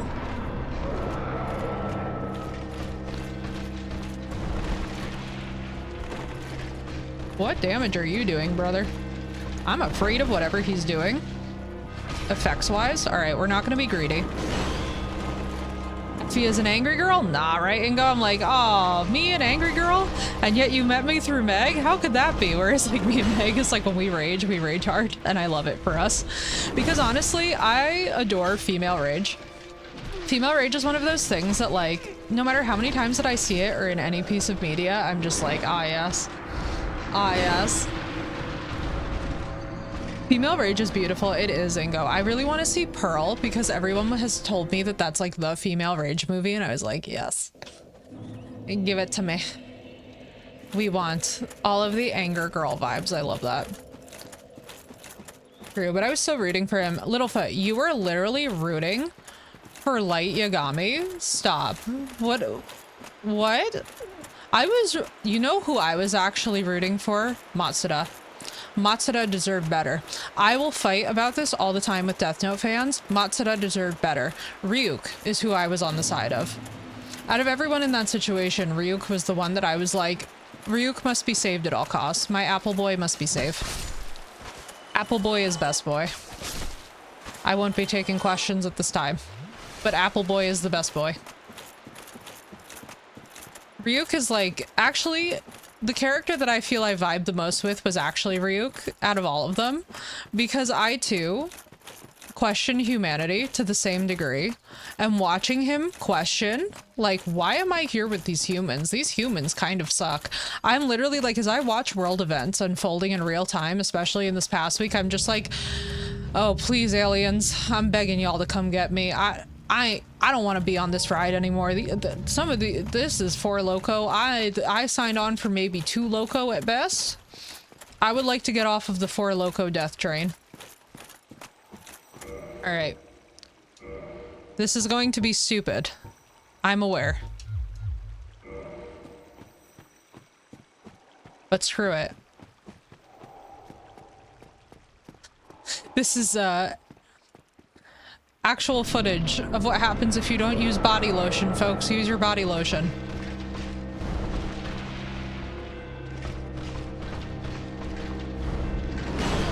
Whoopee! Brother, you hurt.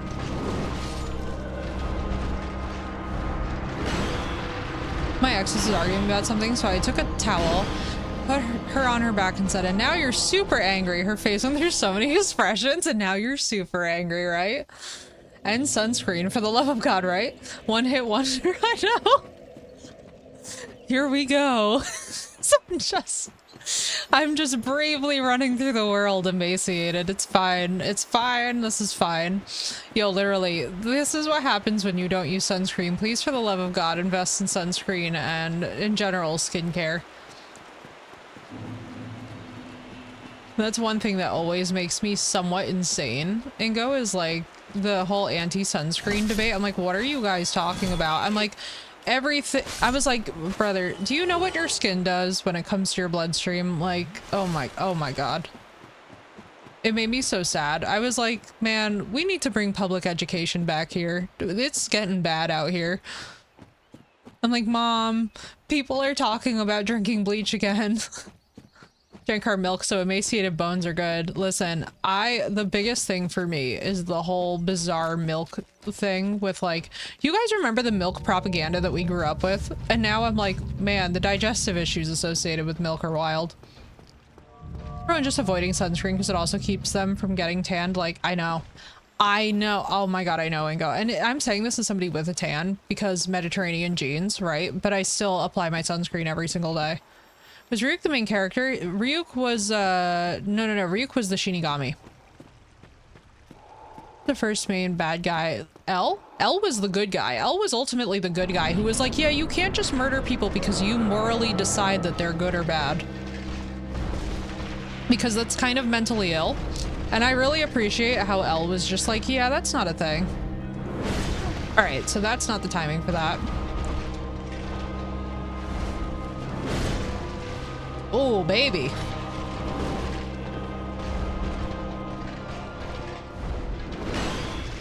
Oh, baby. Your spin to win that time? So how many rounds of that will you do? A lot, he'll do. You want to grill your own skin? Have leather skin at 30? Listen, let me tell you something. As a 30-year-old who should arguably have leather skin, I don't know how I managed to live for that role. We're just gonna say that that was the grace of God. I lived for 3 seconds.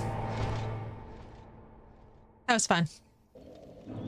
As somebody who probably should have leather skin by now, I'll be honest with you, like, I haven't had that many problems. I think one of the issues is that we took tallow out of actually a lot of our skin products, but if you use tallow and lanolin, your skin basically gets preserved, right? And that's one of the things that people don't really realize is like tallow and lanolin lotion will do more wonders for preserving the current state of your skin and repairing your skin barrier than anything. And it's like, you can get away with a day of missing sunscreen without too much damage.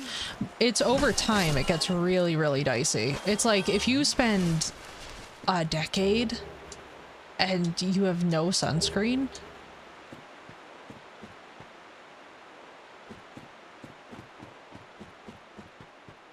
yeah, exactly, Ingo. Oof. Woof. It makes me sad. Honestly, like, I think one thing that will always get me, though, are the people who get, like, these crazy sunburns, and I'm just like, bro, please just take care of your skin. Like, please, please. I'm like, why? Nobody is out here normalizing the idea that you should have, like, these, like, horrible nightmare blisters because you were like, I need to be bronze. Like, this is insane. Hang on. See what I have on.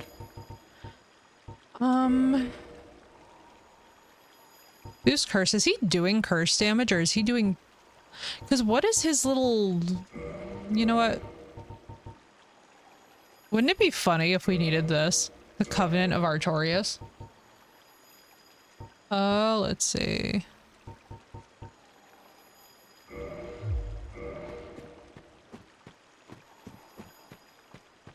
Wouldn't it be amazing if this actually did something? I'd laugh so hard. My best friend's mom keeps saying that she's got foundation from sunbathing. After that, she can't. Oh, the cringe. And you know what the saddest part is for me about it, Ingo, is that that's such a Mediterranean community thing, too.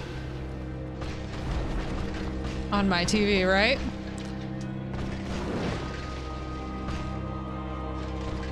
This is not my hype music Spotify, but thanks for the... Brother! Mimir voice. Oh yes, baby, we're figuring it out.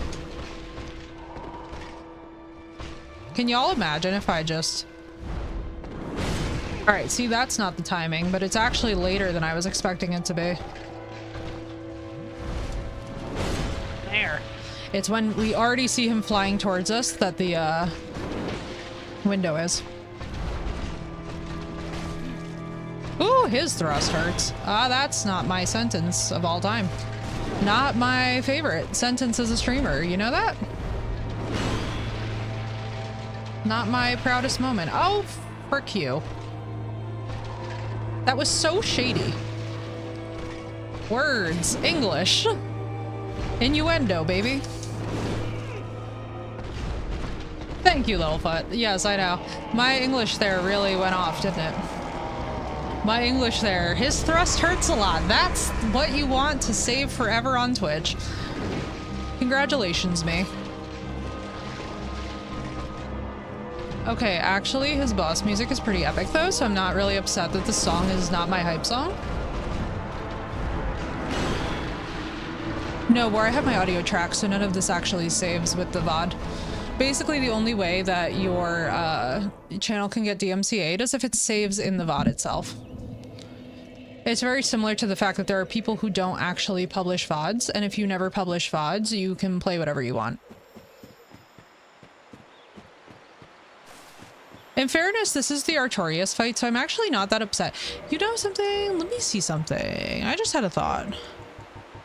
It's haunted. This house is haunted. Alright, hang on. Hype music, please. Oh, baby. I asked for hype music and it said you can have numb. That's pretty lit. Hang on. Let me see something. That was dope. How do you keep it from coming on the VOD, or do you just not do VODs? So it's actually a thing. So there's a great video for it actually on YouTube. Remind me to send it to you, War. I will send you all the audio tracking information. Because basically what you want to do is you want to actually go into OBS itself. And wait, this is actually sick. We can be a Spider-Girl IRL too. Very happy with this decision in my life. Basically what you want to do is you want to pretty much change through OBS, right? What track that the that Twitch is actually saving things to. So it's a very specific audio setting. Yeah, song hits way harder to me as an adult. Yo, I'm not even gonna lie to you guys. Chester's death, and we've said this. Yeah, Linkin Park, exactly. Linkin Park. I know, right? Oh my god, dude. Dude. When the kids thought that Linkin Park was vintage and I was like, I'm going to start screaming, I remember the day that Chester died. Oh yeah, we're not a problem. I didn't learn about it for a while, and let me tell you something. One of the things that I go back and think to myself, man, I wish I knew this sooner. Like back when I first ever started streaming was the tracked audio, because it makes such a crucial difference. Because like basically what you can also do is go into Windows and separate out for your programs, for example. So like I have mine set so like when we watch a video on YouTube or something, it doesn't save any of the audio. So that way, like, I'm not, you know, taking somebody else's content or something, like, you know, separating it completely. Nope, the shield is fucking me up. Nope. We were fine, and now we're not fine. Yep. Called it. I knew this was gonna happen. Have you read Pride and Prejudice? I have. I am, oh my god. So I love Darcy, but Bingley is such a sweet, stupid golden retriever, and I love him because he's so stupid. He's genuinely, like, he's the example of, like, a man who was born into privilege who just doesn't fucking understand anything. Bingley is, like, our classic example of, like, handsome golden retriever man who does not know what's happening at any time. It makes me so happy. In contrast, Mr. Collins can absolutely eat shit in every lifetime. In every lifetime, I kill Mr. Collins in the end. I knew about Bennett and Lydia. Okay, so in their society, right? So Mrs. Bennett is definitely a busybody, and it sucks. It sucks so hard. However, what's up, Sino? Good to see you. It sucks that Miss Bennett is a busybody. However, she is genuinely trying to just set her daughters up for the best possible life that she can manage to figure out for them. And yes, their dad clearly is more in tune with our modern sensibilities, right, of what we want to see from our parents.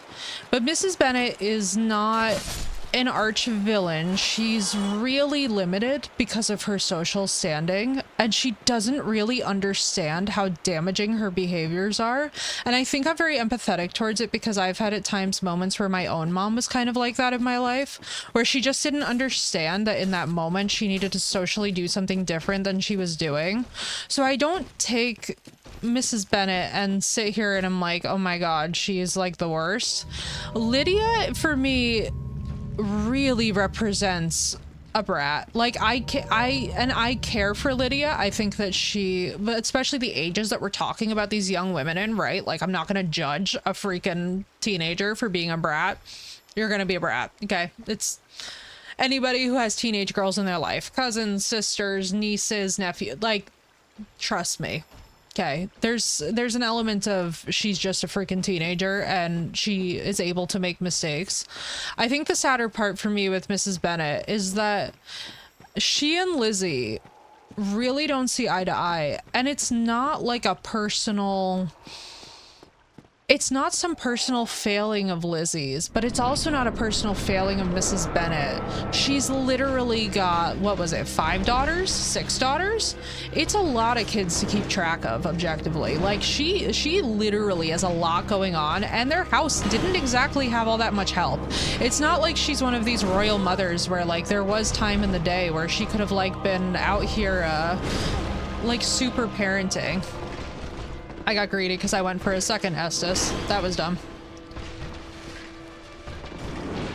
You know, she didn't really have, like, when we talk about that family, it's not like they had a whole lot in the way of servants and maid help. Like, they had maybe one maid for everyone, which for 5 girls is a lot of freaking objective work compared to in the Regency era, households where you would have 5 to 7. So I kind of am very merciful towards, in general, the Bennett ladies, because I think for the most part, we've all been in a situation before where we were a Lydia, where we were like, I see his red flags. I want him anyway. And it's like, I have so much empathy for her because I was literally just her about a guy very recently like this, where I was just like, sweetie, he hates you. Please stop writing him letters. He hates you. He doesn't care. He literally thinks that you deserve to be assaulted. He laughed at it with his friends. He brought his friends there to laugh at me being assaulted. And I was like trying to make excuses. And I was like, and honey, please, like, please love you enough to realize how mentally ill that this is. Lydia was bratty, but it was also understandable, especially since no one really was there to teach her exactly. No, we're talking about the Pride and Prejudice characters, but I'm describing from my own life what happened very recently, which is that I got laughed at for being assaulted by said party and all of his friends. And I actually sat there trying to make excuses for that behavior and then was like, no, there is actually no excusing that behavior from another human being. And I would never tell my friends to ever excuse that behavior from another human being. So I'm not telling me anymore to excuse that behavior. And I think like my empathy, exactly, Ingo, is like Lydia was bratty, but it's not like she had any example of how that wouldn't net her tangible benefits in the time period that they lived in. You know what I mean? Like she was a brat, but it did kind of wind up working out for her. She did get the guy that she wanted. Oh yeah, oh Ingo, it sucked. It sucked. And it's one of those things where like, it's one of those moments where you're like, oh god damn it, now I have no other choice but to let him go. Are you fucking kidding me? You're like, god damn it. You're like, I was rooting for you, you piece of shit, and now I have to let you go because you just can't be a good person? Ugh. Like, god damn it. This is not how my delusional scenario went in my head. If you could please be a little bit more of my Delulu boy, I would really like it. You see, Artorias, this is why you're perfect and obviously the man that we all need. Get you an Artorias. Like, look at this man's spinning game. This man is leaping at me more than any man has ever leapt into my DMs, and I'm honestly here for it. I'm here for it. He doesn't feel emotionally unavailable to me. He feels actually very emotionally available. Perhaps even too emotionally available. Got you. That really sucks you went through. Not a big Jane Austen fan. Sinnoh, not being a Jane Austen fan is like a big red flag as a guy. I just have to tell you, like, personally, not a good look. Not a good look. I'm just gonna be honest. There's like, it's kind of one of those things where, especially as women, that's like a big red flag. Is like Pride and Prejudice is one of those stories that like, it's a green flag to be in love with Pride and Prejudice. The time that a woman spoke up and said, actually, your behavior is disgusting and deplorable, and a man said, you're right, I need to actually work on myself, and does. 10 out of 10. Chef's kiss. Jane Austen is like the original girly. New goal unlocked, be leapt at, yo, right? Not across the bar, but definitely like in this scenario, Artorias is...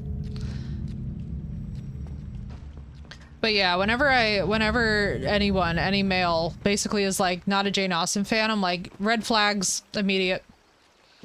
Historically writing something like that is aimed towards society, exactly, Ingo. And accessible. Only Northanger Abbey. Yeah, no, Northanger Abbey I have not been into. Emma is amazing. Oh my god, Emma is such a good... Oh my god. Emma stresses the importance of... Oh man, Emma stresses the importance of truly looking around you and appreciating what you have. Like having real gratitude. Emma is one of my favorites. Pride and Prejudice is definitely one of my favorites. I loved, by the way, Anya Taylor-Joy in the new Emma, which if you guys are not fans of Anya Taylor-Joy, what the hell are you doing with your life? She's amazing and wonderful. And actually hilarious, by the way. Sucker for strong-willed women who say it like it is. Same, Ingo. I think anyone who likes women with strong personalities, Jane Austen is your lady. She will. And that's why it's such a red flag, right? Is because for those of us who've always been demonized because we're strong women and we don't take any shit and we will call you on your shit, there's two characters that get very, very frustrating with the way that people demonize. All right. In history, Jane Austen gets demonized by men who don't like strong women, and Yennefer of Vengerberg gets unanimously shit on by men who are too weak to be held accountable. And it is genuinely one of my most infuriating things that I have ever experienced in my life. Like when I tell you, Ingo, I'm ready to fight for Yennefer at all times of every day. I'm like, do you understand that her entire creation was literally meant to defy the tropes in fantasy that just say, oh, you should be a pile of boobs and that's it? I'm like, who's giving my sorceress queen shit? Oh my god, Ingo, all of these men who just don't like being held accountable. It's literally so depressing. And then they hear about her character and they're like, but her appearance. And I'm like, I'm so sorry that you're into manic panic red-haired girls. Personally, the gingers I know in my life that look natural make Triss look like a fucking idiot, honestly. I just can't. I can't. And here's the thing. I don't even hate that hard on Triss's character because we've all been a Triss before in a situation. The thing is, we don't usually sell out a child and also the man we love, and also our best friend. And we also don't manipulate and yeah, no, I'm pretty sure there's no defending this. And so it's kind of just like...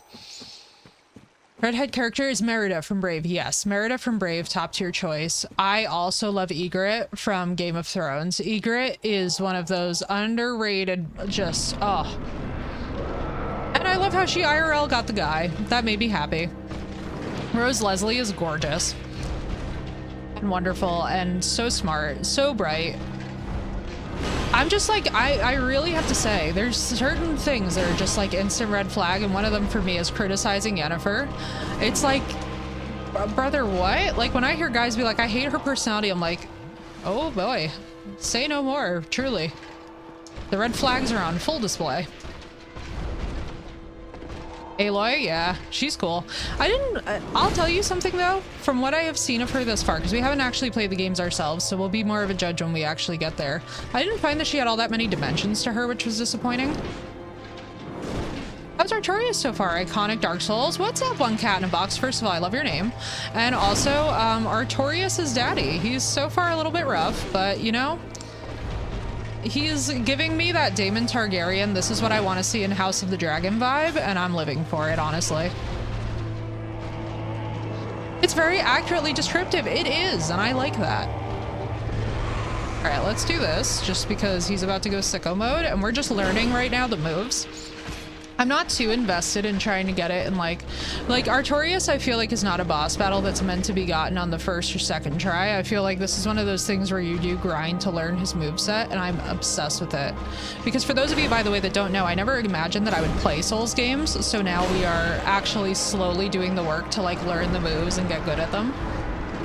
This is Artorias' way of flirting with me. It feels very familiar, Ingo. It feels like every red flag I've been conditioned now to be like,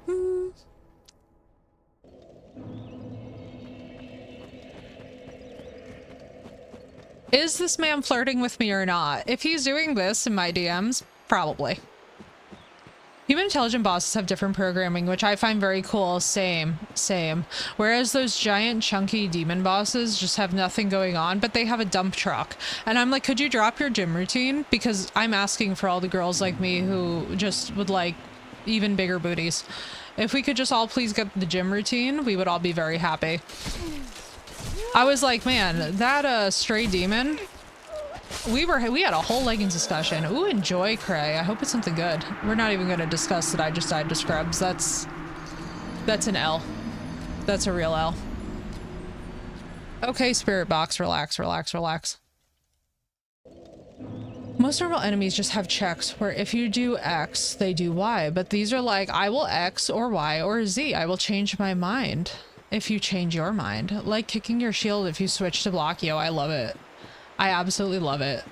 And that's the thing, One Cat. Like, I think it's so funny to me when people are like, oh, it's so funny to me when people are like, oh, Dark Souls is easy once you just learn. I'm like, listen, you can learn a boss, but I watch hitless runners, like speed runners, who still die to basic moves because of the way that they're programmed. I'm like, stop underestimating.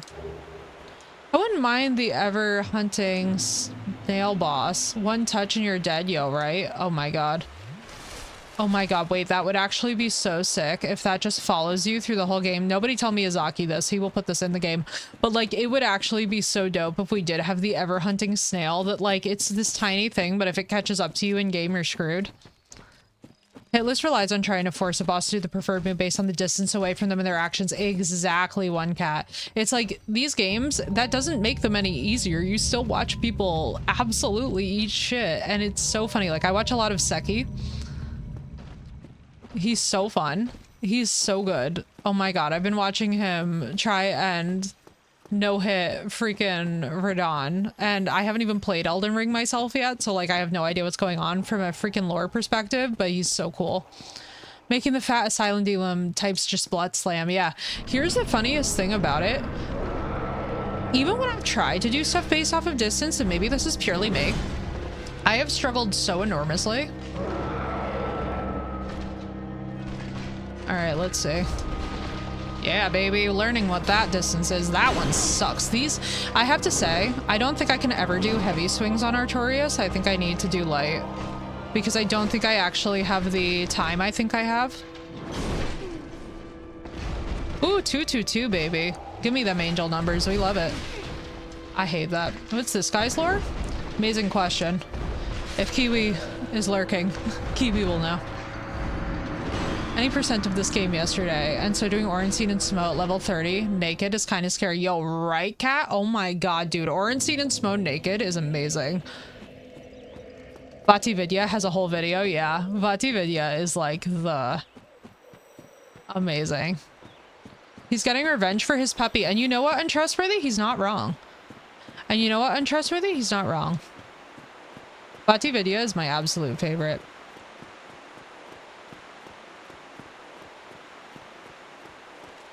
Artorias is awesome. He's absolutely right for getting revenge for his puppy. Everyone should be. Dude, Ornstein and Smo, a naked run of them would be insane. That would go so hard. There's people who do Soul Level 1 naked punch only, no hit, and a DDR mat while eating Carolina Reaper chilies and with the Donkey Kong bongos. And with the Donkey Kong bongos, that one made me insane. I was like, what do you mean you're doing this with DK bongos? I was like, I'm in love with that energy. And wearing Hulk fists, literally. And I'm just like, you know something? I might become one of those streamers once we actually know what we're doing here. And I'm not hating it, honestly. Can you guys imagine if you came in and saw me with the stupid fucking racing wheel? And I'm like, here we go. We're gonna do a racing wheel playthrough. I would love it. The troll of that, though. But I would do the whole thing dressed as Millennia, which is going to be fun because I would need a naked suit for that because obviously your girl's not. Stop it! These farmers. I watched some guy play Elden Ring on DJ Dex. Yo! That's lit, actually. That's actually lit. I want to do that. Best I've done is 100% the first level of Banjo-Kazooie blindfolded. Yo, wait, actually, that's sick. But actually, that goes hard as hell. Looked impossible. Yo, right? I'm telling you right now, all of these are insane, but I'm living for them. Like, if I get DK bongos and play Dark Souls on DK bongos, we're gonna go so hard. I'm not even kidding you, too, because I have no sense of rhythm whatsoever. So this is just gonna be chaotic. It's gonna be me listening to metal and then drumming to the metal. And instead, while we're doing a boss run, it's just gonna be like, oh, why did she throw the round? She can't stop jamming to the music. Especially because I have Echoalia. Like, real bad. To have a girl that plays Elden Ring with her mind. I saw that. That was insane. But honestly, I would like to say that I play these games with my mind. I play them more with my, butt. Hole. With my... If you were to attach electric sensors to the muscles in that region, let's just say that there would be... I could control a controller. My whole butt. Exactly. My whole butt. The whole butt. I play these games with my whole butt. That's how I'm playing. Clenching. Literally just straight up. It's just straight up Kegels in this bitch. It's just straight up Kegels, Kegels, however you say it in this bitch. It's just the whole bottom carriage clenching.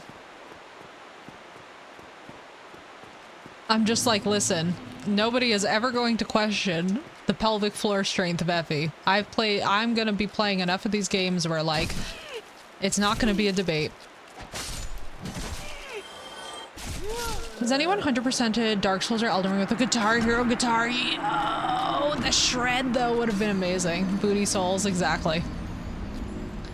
I'm here, so it's always gonna be Booty Souls, really. Dude, a Guitar Hero guitar would actually be the sickest.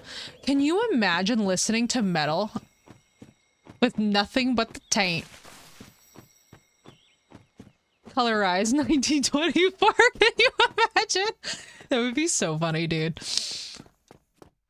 You'd feel like a god. Yo, I'd be shredding so hard. I would be like completely distracted. See, this is the thing though with me is that, like, because I have the attention span of actually a goldfish. Like, keep in mind, we have managed to go through like 5 trauma topics in the span of like 30 minutes. Meanwhile, I'm working on Artorias. Meanwhile, although in fairness, I also haven't fully locked in yet to Artorias. So, like, to be totally fair to myself, I'm not exactly hurting. Someone does a DS run on one of those, right? I would feel like a god, though. That Guitar Hero shred, it hits different. I don't know how many of you guys ever play a lot. But yeah, a girl who plays Elden Ring with her mind, it was insane, dude. I would love to actually be able to, like, still have the access to the Neurolab for that, because I would totally try it. Guitar, drum kit, bongo, DDR. Yo, and wait, Kat, are you talking about the super obnoxious one? Like, you'll know exactly who I'm talking about if that's him. He is like, he's got this voice where when you watch his videos, you're like, why am I here? But then you also love him. What's up, Harley? Good to see you. Good morning. All right, hang on. I can't take this many rolls. Not me getting stuck on the wall. A fail. Oh, the issues of being Guinness World's Record Challenge. Oh, interesting. So maybe it wasn't him. But there's this one guy on YouTube who does these runs with like the DK bongos in particular. And he was so obnoxious, but I was like, why do I love this? This sword is just too slow for him, I've decided. We might actually need to use something faster. Sure wasn't Jacob Collier. No hit run on all three. Sashiro, what's up, dude? It's good to see you. How you doing? Dude, that's wild. Jacob Collier, yeah. I'll tell you guys right now, the one that I was watching made me absolutely insane. Man, even this is too slow for me. Hang on, let me see. Actually, this might actually slap. Let's see. Oh, it would help if I actually had souls. Well, what's up, Sashira? How you doing? You want me? Come find me. Artorias are ready. Last time I checked stream, you just free from Moonlit. Yeah, Sashira. Yeah, not bad. We've been making really good progress. I'm actually not as ass at this as I thought I'd be. Right, good one. That's good speed. I don't think I have Drake. I'll let you know. I mean, I have Artorias' greatsword. Wouldn't it be hilarious if I leveled to a point where I could use it and then was like, I'm going to beat you with your own sword? I think he'd be so salty. This is also going to do nowhere near the same damage, but honestly, the speed might help. It's called the noob trap. Oh, thank you, Ingo. Is the scythe faster? Good question. As my water explodes on me. From shooting a dragon tail with a bow. Did not get it. Did not get it. Does he have any weaknesses? He probably doesn't, right? Probably not. Although we could go as Dritz. Do you guys want to go as Dritz? Because I could actually... This could actually go insanely hard. Alright, let me see this. This will be so funny. Can you imagine if this works? Us just doing a surprise dex build out of fucking nowhere. No scaling, it gets worse. Interesting. Oh, damn. So it gets worse the longer you go. Okay. Let's try and be Dritz. I think that this could be very funny. We just have to survive all the crap that comes our way. But this would be amazingly funny. Well, not literally worse. It just doesn't care about your levels, yeah. Call me when you're sober. Man, Amy Lee, man. I can't believe that there are people that dislike Amy Lee. I'm like, goodbye. That's how to be wrong immediately. That's how to be wrong immediately. I'm like, imagine the L of that. This is literally hilarious. I have got so few points. I've got so few points that are actually devoted to this. A look at your rings might be good. Oh, let's see. I've got Hornet and Curse Bite on. I don't know what damage he's doing. What damage do I have?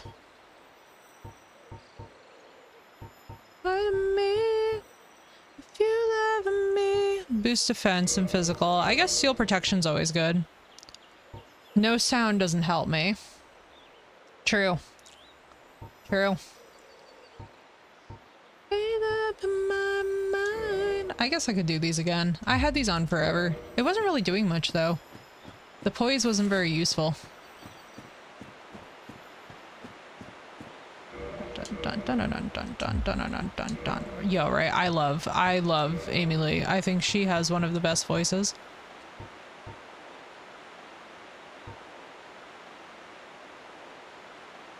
Can't live without the what? The what ring? I was like, excuse? Oh, let me see this. Ring of Favor and Protection. Oh, interesting. I don't even think we ever picked it up. I wish. Let's see if he doesn't like magic damage. This could be fun. It looks like a pirate sword, and that's really motivating me. Abbreviates to FAP, which is funny. It does. I agree. Amy Lee's vocals are just mesmerizing, right? She just has one of the best. I mean, truly, and it's so funny. Like, we were saying this earlier, too, about Sleep Token. Like, I understand that there's people who don't like Sleep Token, but, like, to pretend that what they're doing is not objectively impressive is delusional. If you got a gold armor dude, then you should have gotten it. A gold armor dude. Oh, I haven't beaten. I didn't go back and murder Lautrec. I couldn't be bothered. A 3v1 was not to my interest. I was just like, this is a pain in my ass. I was like, oh, I would rather do a boss. So we did that instead. Wait, so yes, she is, Ingo. Oh, he killed your Firekeeper, yeah. That's why I was like, I can't be bothered to kill him. He did. I was sad. I was like, God damn it, Lautrec, why do you have to be an ass? And then I realized that he's just coded to be an incel. So once I understood that, I was like, I see. I knew the meme about Sparta kicking him. Yeah. Damn it. Too late. Is it just me or did my defense to that move get worse? Brother, are you going to spin 100 times? Buddy, you could do an advertisement for cars. Did you know that? Oh, 30 damage. All 30 damage. Didn't know why to murder him, but I did. Smart. I should have done that. I should have just killed him, but instead I was just like naive. Let's see. I mean, this still does 30 damage, and this is not even... Is this even anything? What would you need for this? Enchanted Falchion, Blue Titanite Chunk. I have them. The tip on armor? No. This I will either do naked or just wearing whatever I feel like. My first time playing this, attacked the dude at the beginning and he harassed me into quitting. I attacked the dude at the beginning, he harassed me. Oh, because you kept on trying to kill him. I was like, huh? I thought you meant the invaders. Yeah, no, I just, for the most part, it's fashion souls over stats in this, unless you have a gimmick boss, which, to be honest with you, that lava ring, that is... Seath. Before I discovered the gimmick with Seath, I was like, standing there like, okay. It was rough. But no, I just do whatever the hell with armor. I'm one of these people where, like, I only accept tips to a point because, to be honest with you, Kat, like, the tips that I've gotten did not help me at all with bosses. Mostly it's, like, me psychologically who needs to lock in. Because you can really kill these bosses with just about anything. Like, I'm about to do 30 damage a hit to Artorias, but if I learn what I'm doing and lock in enough, I will actually be able to beat him with this stupid little thing. I'll meet you until you kill right when you respawn. Yeah, actually, you know what? Let me do something. I really should figure out how to just do heavy girl swings with this because we've been using it for the entire rest of the game. Just something the game doesn't explain. Oh, is it the... You know what? Go for it then. If the game... No, that's fine then. I thought you were going to be like, wear this set, and I was going to be like, please no. Later, Sino. Yeah, do check out Pride and Prejudice. It's a big red flag when guys are not into Jane Austen. It's one of those things that's like, it's bad.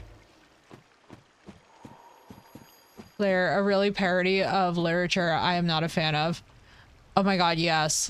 Check out Pride and Prejudice. Have a wonderful day at work, dude. I hope people aren't idiots. Later, Rev. It is late, isn't it? From self-scripted quests. I know, right? Yo, dude. These quests... Sometimes the description is like, my favorite was poor Goodwin was literally like yesterday, like, kill the lone crystal golem. And I'm like, what the fuck are they talking about? Armor slot that's naked, you get a penalty. Oh, interesting. It would be nice if they had said that, but rolling is king, right? Strike might or might not happen. Oh, dude. It's so sad. I understand why people are striking, but I wish that they wouldn't for the sake of you actually being able to enjoy your life. Brother, this sword is still so slow, even with...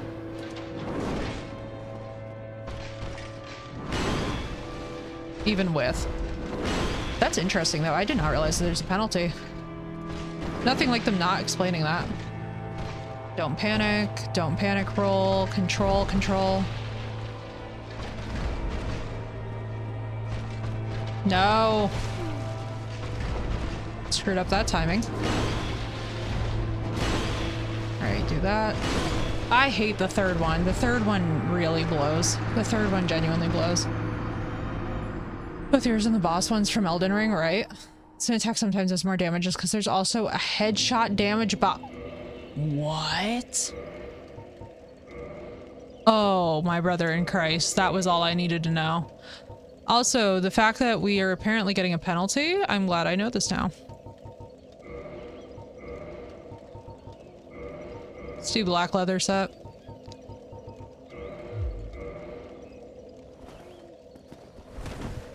Oh yeah. Alright, so now we know that there's a penalty because that actually helps out. Players without helmets take 11% more damage. The Brigand Hood. Why does that look so chaotic to me? Oh yes. This is the vibe. The Lion Claw made me so hyped. Right, I'm so excited. Elden Ring's gonna be insane. What's up, senpai?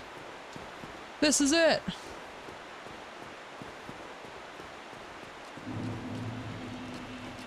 How you doing, senpai?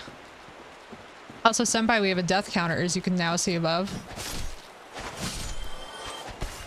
You know, honestly, Kat, thank you so much because this just made me feel so much better. Because I was wondering, I was like, sometimes I take an insane amount of damage, sometimes I take like very minimal, but I'm wearing the same armor set. I don't get it. Like, this just, thank you, because that actually just answered a lot for me.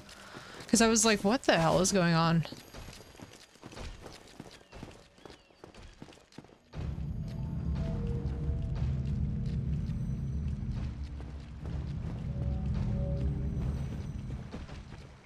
Sorry, I did. Oh my god, senpai. So I now, for this new schedule, have to be up at like 4:30 in the morning. But I did so well with it for once. Oh my god. Please don't drop the water bottle. That was almost bad. And I shot enemies with bows, and the way speedrunners kill Quelaag so fast that they hit the head on the human body. Brother, Quelaag murdered me. I was so upset. But I did sleep well, senpai. How are you feeling? How was class? Also, I have even more surprises coming. We got even more surprises later. Take 11% more damage. You know how much that makes me, like, somewhat salty?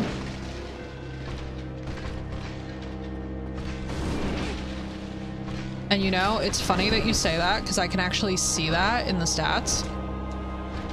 Oh, here we go. He does not like that. Oh, I hate him. I love him, but I hate him. I'm in such a relationship with him right now.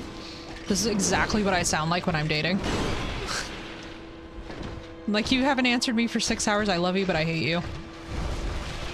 I'm kidding. I could give a shit. I literally do not answer my phone for like 7 days in a row. Poor Cranen can testify because he has literally sent me something on freaking Instagram and I still haven't checked it.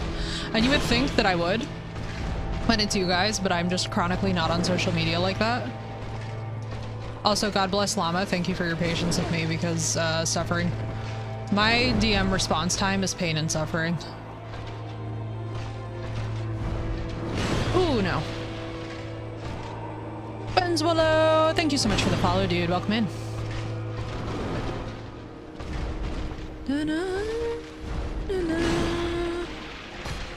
Man, I love Emma Ruth Rundle, by the way, which, like, if you guys don't know who Emma Ruth Rundle is, you should check her out. Amazing musician. No! Artorias, I love you, but you're being a dookie. Oh, stop it with the multi-roll. You know I hate that one the most. Boyfriend, behave. You're supposed to be my boyfriend. Let me heal while you do this stupid thing. Just be my loving boyfriend. That's all I'm asking for. It's just a minor commitment. I promise we'll both survive it.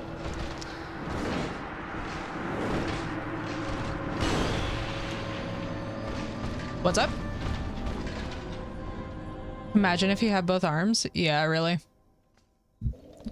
Honestly, I don't know if it's a bad thing if at times you guys can't understand me. I think that actually might be for the best because I'm not really saying anything of any sense. Yeah, right, Kat? Agreed. With both arms, and can you imagine if he wielded a pair of great swords? Then it would be Elden Ring. Then that would be Elden Ring. Get away!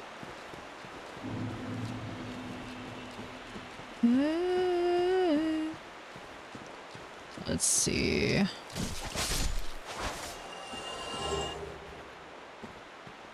Smaller tidbit is that he in fact was left-handed. Ooh, that's impressive. That's extremely impressive, and it's extremely rare as well. There's nothing so tedious as having like 4 to 5 pieces of clothes that need washing in 80 degrees, and you can't fill up an entire machine, but also not put with the rest of the— oh my god. Dude, I'm so sorry, Ingo. It's so frustrating, especially trying to launder things properly. Oh my god. So it's even his non-dominant hand? Yeah. It's insane. It's insane. What's up, Andrew? Nice to see you.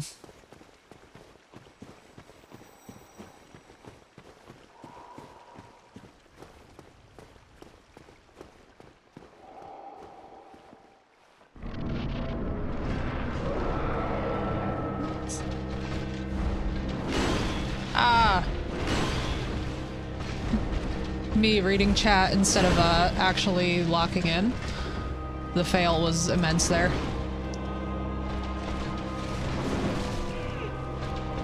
Doom soundtrack out of nowhere. Did they have Hollywood in Doom? Did they stick Emma Ruth Rundle into Doom? Because that would actually be the sickest thing, if so. I don't think they did, according to memory. Oh, probably not. Yeah, no, she's a smaller artist, but let me tell you, she's freaking dope. She writes some of the best lyrics. With the same kind of grindcore death metal stuff. Brother, grindcore and death metal aren't the same. You'll get all the metalheads angry. Hang on. I felt the metalhead rage coming and I was like, wait.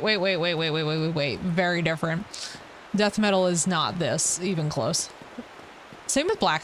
I love black metal. Black metal is definitely, I'm a big black and black gaze metal lady. What's grindcore? Whole different vibe, everyone. Grindcore is like, basically the best way I can explain grindcore is that it sounds very industrial to me. Yeah, it sounds very like industrial punk. Keeps you most interested. The lyrics to the melody, neither the screaming. It's literally just the screaming. Sometimes the melody. But honestly, once my partner died, I became in love with metal. For me, it's like I was literally sitting in the car wanting to scream my lungs out, but there was no space for that. So my partner passed away and I literally... that was the luckiest save of all time. No cap. Remember, I said Doom is both industrial, destroyed about— oh, facts, Cat. That's fair. That's fair. It has like the multi-genre. Yeah, actually, that was what was smart of Doom, is to go multi-genre, because there is so many different genres of metal. Yeah, I talk about it a lot, but my partner passed away in 2019, and then a couple weeks later I was assaulted at a party by a guy who said that he was doing it on his behalf, so that was fun. Had to go to an international conference, decided to leave neuroscience. It was basically like a summer of just infinite suffering.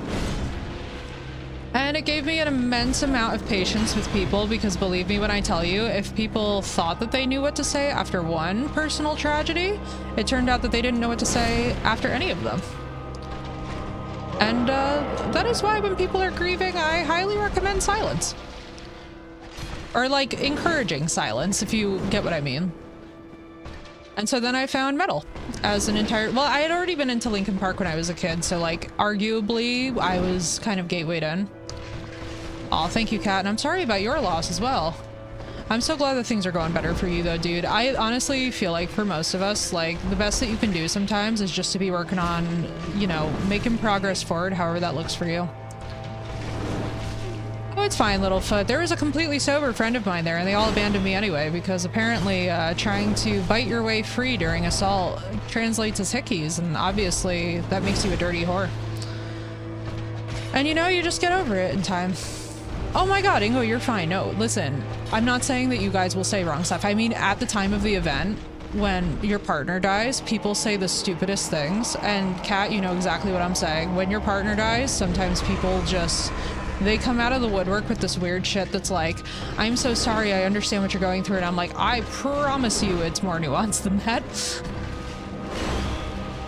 Artorius, I don't know how you left me on 1 HP, but thanks, bro. People can be very insensitive. And this is the thing.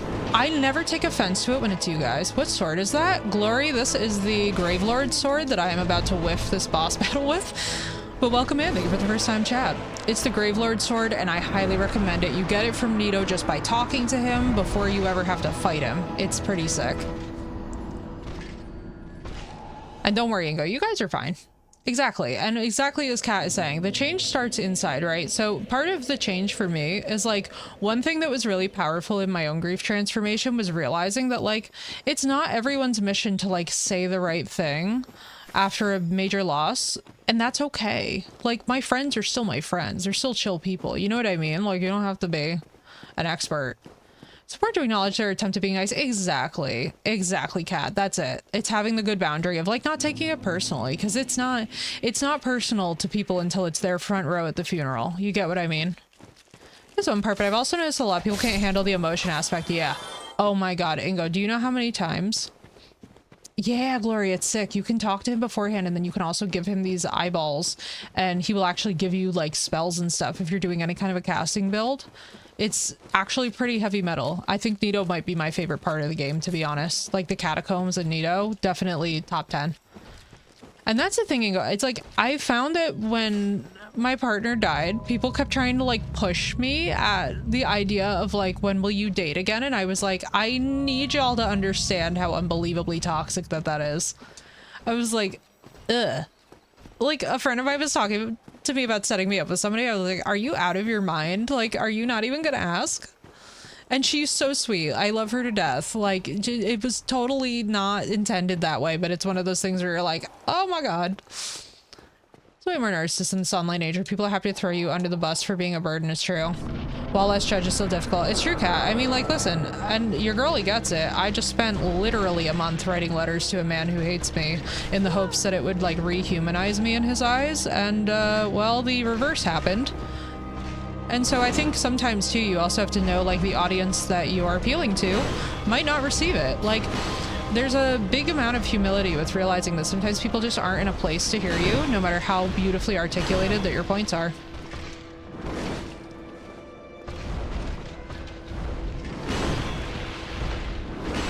Oh yeah, not my personal belief system from enough trauma survivors that I have met, to be honest with you guys. Like, I'm not big on this idea of being like, oh, you picked the struggles that you're having in this life, because I think that there are some very toxic spiritual narratives, and that for me is at the very top of that list. Especially too from people who come from homes that have, God forbid, things like childhood abuse of differing types.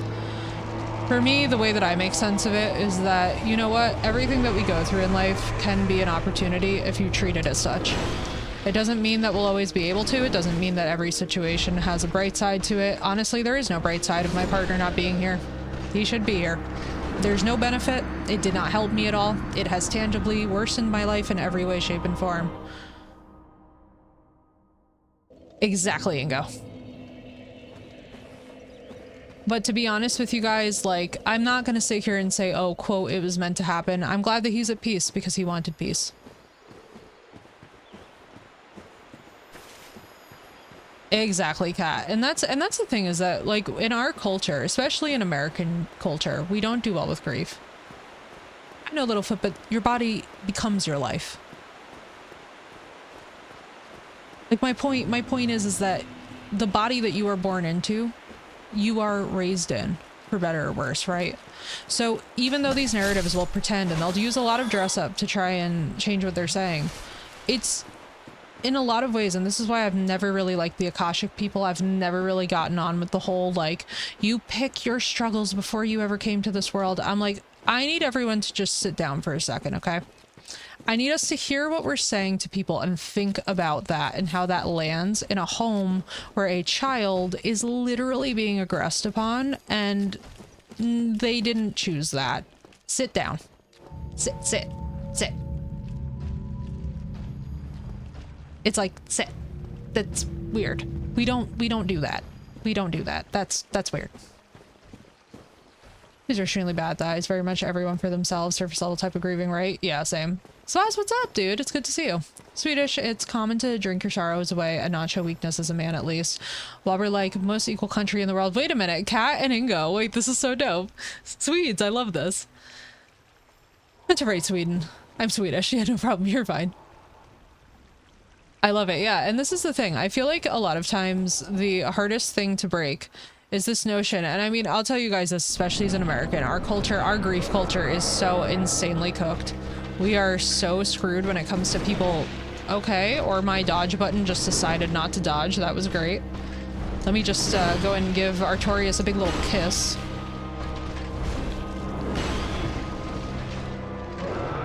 Man, I love it when stuff like that happens. Artorias, my old friend, he's absolutely amazing to look at and watch in this fight, even though he's brutally murdering me. And you know what? I'm not even upset about it. I'd actually love to just watch him kill me on repeat.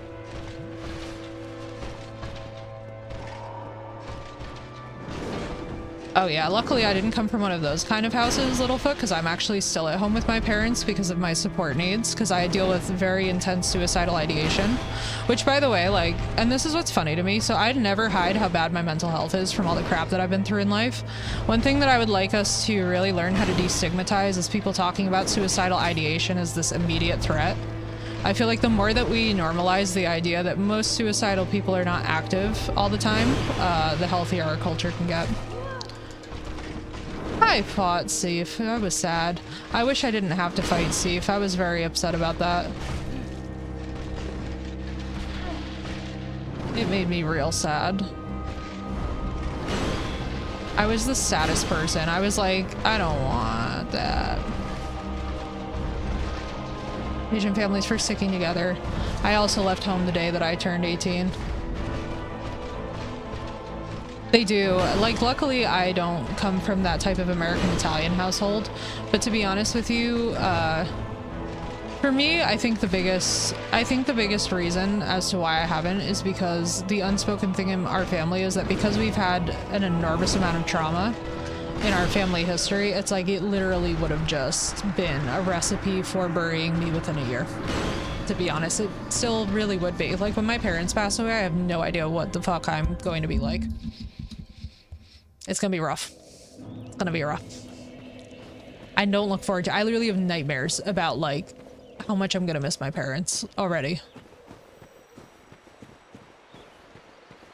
Ayo, right, Kat? And that's the thing, is like you find things to live for. Like for me, I can never imagine what Raj's reaction would be if I wasn't here.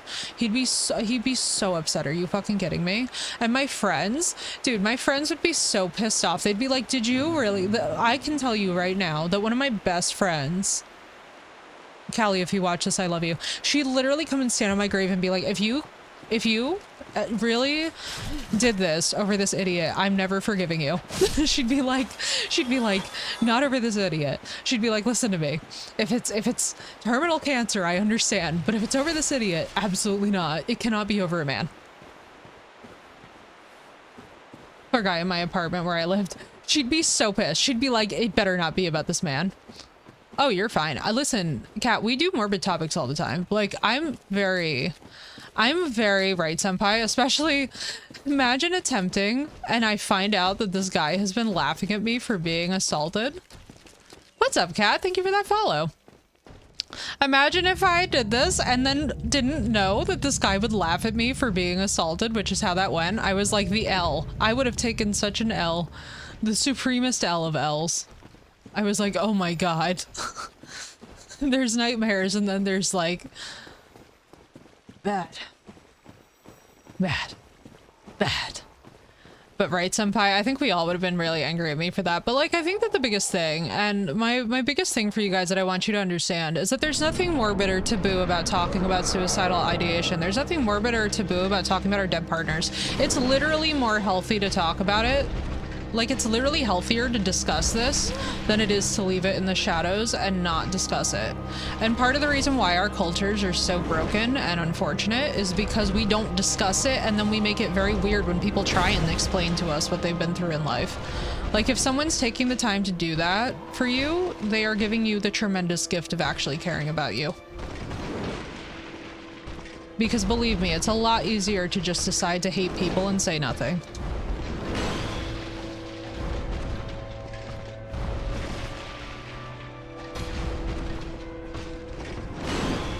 I also hate this whole, and I'll tell you guys this right now, by the way, there's no such thing as oversharing in my chat, as long as what you're saying is not dangerous for Twitch's purposes, like no physical violence, no physical violence, no sexual assault, no like very intense sexual recounting, like nothing that Twitch would flag. There's no such thing here as oversharing. I don't give a fuck. Come on, live. We bury all on the inside and die a little every time. In some places, yeah. It's sad. Yeah, no threats, no weird shit. Like, basically, no really weird shit, but like, for the most part, nothing that you guys share is like off limits. Like, I genuinely do not believe in the concept of trauma dumping. I think that a lot of times we don't have good boundaries, so then we create words for a thing that we don't need words for. Like, sometimes you don't have space to fully be present to someone, and that's okay. But I don't think that you're doing anything wrong if you're like trying to share your experience with someone. It's their job to have good enough boundaries to know if they can receive it or not in that moment. So for me, like, I don't tend to internalize a lot of it, you know?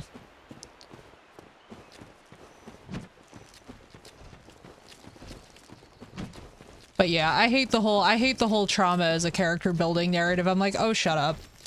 I'm like, oh, truly. I'm like, no, I have such a broken body from a lifetime of PTSD. Stop. I'm like, what makes me strong is the ability to choose what I do each day, and enough privilege and good fortune to have the family I have and the friends I have. I'm just managing right now, held together with gaffer tape, right? Right, I used to be really strong too. For me, the biggest thing, dude, I used to be so freaking mentally, like, tough, and now I was literally writing letters to a guy who laughed at me for being assaulted. So, like, please, let's all just pour one out for your girl Effie, who, was abandoned by everyone. I first lost my home. Yeah, unfortunately, too. And I hate, Kat, the way that we treat unhoused people. It really pisses me off. Especially here, because I live very close to New York City. It's just disgusting. It was mid-COVID as well. Oh. And like, as if the scumminess of that couldn't even get worse. It's like, and it's mid-COVID, where we were already learning how little that human life means to some people, which was horrifying. Because, like, don't even get me started with the chronic health community and, like, basically the way that so many people learn that it's like, it's one thing to like feel like your friends don't want to support you. It's a whole nother thing to actually live that out in real time and be like, God damn, dude, like, it's like this. That move can absolutely burn in hell. How did I live? Brother. Oh, here we go. I should know. Yo, right? I know. And now we have the anti-homeless benches, which if I could just fight everyone in New York City, I just want to know why we have anti-homeless benches. And also, could we please just sink ourselves a little deeper into karma? Because that's exactly how that one's gonna go. It's absolutely insane, dude. Like, and now it's illegal to be homeless, by the way, in the United States, which is like, ah, yes, let's punish veterans more, because it's not like we already weren't critically underfunding these programs and critically underserving this community. Let's fuck their lives up more. I'm just like, please go to hell. Like, it pisses me off to no end. Spikes and shit on benches, like, get out of here. Spikes and shit on benches. Fucking crazy. Illegal to be homeless. Literally, Ingo, we just made it illegal to be homeless. And we just said that we can't indict former presidents for committing crimes. So, like, you know, if one of our formerly sitting presidents decides that they're going to be a serial killer, I guess that's just fine. I guess that's just fine. We just keep giving more and more away, dude. It's the stupidest thing I've ever seen in my life. It's actually a joke to live here. They're really gonna privatize everything, the very airy brave Ingo they have, and it's so sad. And you know what the most depressing part is that they think that forever the people are just going to constantly allow themselves to be this depressed. Thank you, Untrustworthy. I appreciate that.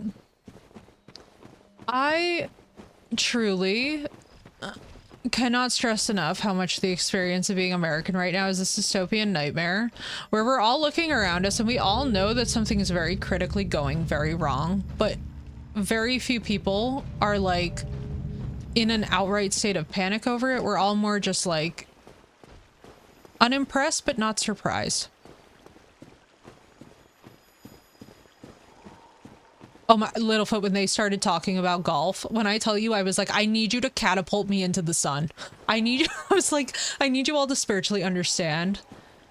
I need y'all to spiritually understand that the minute that these two imbeciles, because they're both pieces of shit and imbeciles and I don't want anything to do with either of them. I hate both of them. I hate both of the political parties. I want Ireland's ranked choice voting.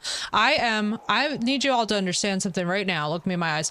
I stand more towards the European left. I don't even play with America's left. America's left for me is the baby stupid Olympics. Not interested at all. At all. At all. At all. I'm more moderate to left-leaning European. Okay, in my views. I look at America and I'm basically just like, we've already well passed the threshold for me of me being done with this place. The brutal belief that eventually there's going to be a civil war. Oh, absolutely, Ingo. We're only seeing the beginning of this. I'm telling y'all that right now, sure as I live and breathe, that there ain't no way. America's left is still like the right in Europe. Exactly, Ingo. I am literally like, I am probably closer to moderate to left-leaning European, not American. What I see here has never once in my life ever inspired me to be like, I'm proud to be an American. Like, you know that song? I would literally... I don't know what these people are talking about with freedom. I guess freedom of speech, but then I don't think that they really understand that, like, actually we don't have the freedom of speech that we've propaganda believed we do. Like, it's not, it's literally like, I feel sometimes like the person in the gaslit relationship where you're like, do you not see what's happening? And it's been going on for a while now. Like, and I'm talking at least the last 20 years I've been seeing this go on. It's like, bro, all over the world, there's this like insane behavior that we just keep on justifying and being really chill about. And at some point, the public snaps and suddenly the quote common people, the small folk, are done tolerating it.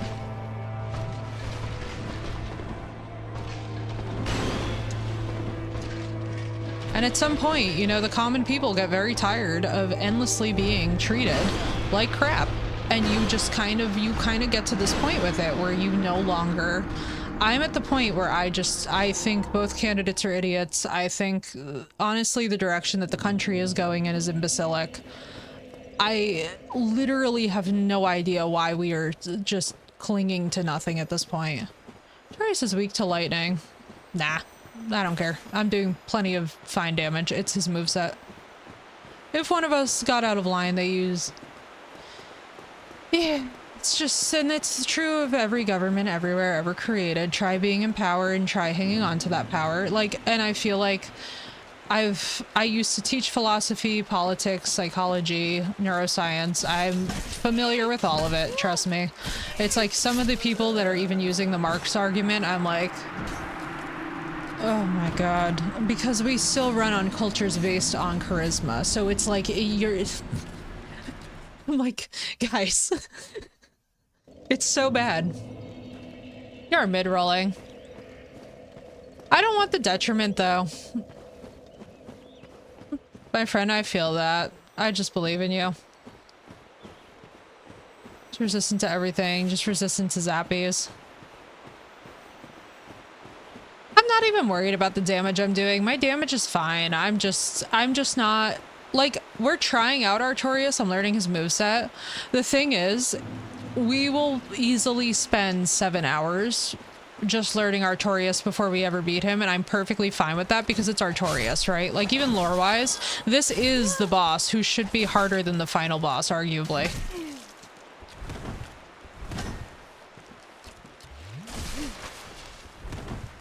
Now these things are the bane of my existence, and they can absolutely die in a hole somewhere. Thank you. But yeah, just like as we're on our way to go and like learn the boss and stuff, I don't get super attached. Like we've had some bosses that only took us like an hour to get through. But like on an indefinite hiatus from streaming. I don't know if I'm strong, but I'm wiser than my years. Oh my god, Kat, I love that you stream too. And I'm so sorry that you deleted your Discord and that you left. But I completely understand and respect your decision to do so. I think it's a tough gig. And I think it's tougher than a lot of people think that it would be. And I mean, this is coming from somebody who gets like called fake or whatever, because imagine that I thought that I would be more personally real with a guy I was super into than my own chat. Lovely. Really lovely how people think, isn't it? I did talk it out, didn't ghost anyone, and let anyone who wanted to stay in touch add me on Discord. Yeah, exactly, right, Kat? And that's the thing, it's like, dude, streaming isn't for everybody, and honestly, it can be really rough. Hey, well, I'm so glad that we're getting to know you, Kat. And you're always welcome here, dude. Like, trust me when I tell you, I'm one of the chillest people. Like, even if I don't see you for like, let's say 3 months, I'm still gonna think about you, send you good vibes, and hope that things are going well, because I do believe in the power of that stuff. Like, as much as I don't subscribe to the whole Akashic, we choose what we're gonna experience before we come here. I'm a big subscriber to the idea and the power of positive intentions and like sending that people's way. I think it makes all the freaking difference, honestly. You guys can go right to exclamation socials. Otherwise, I think there might be a timer thing.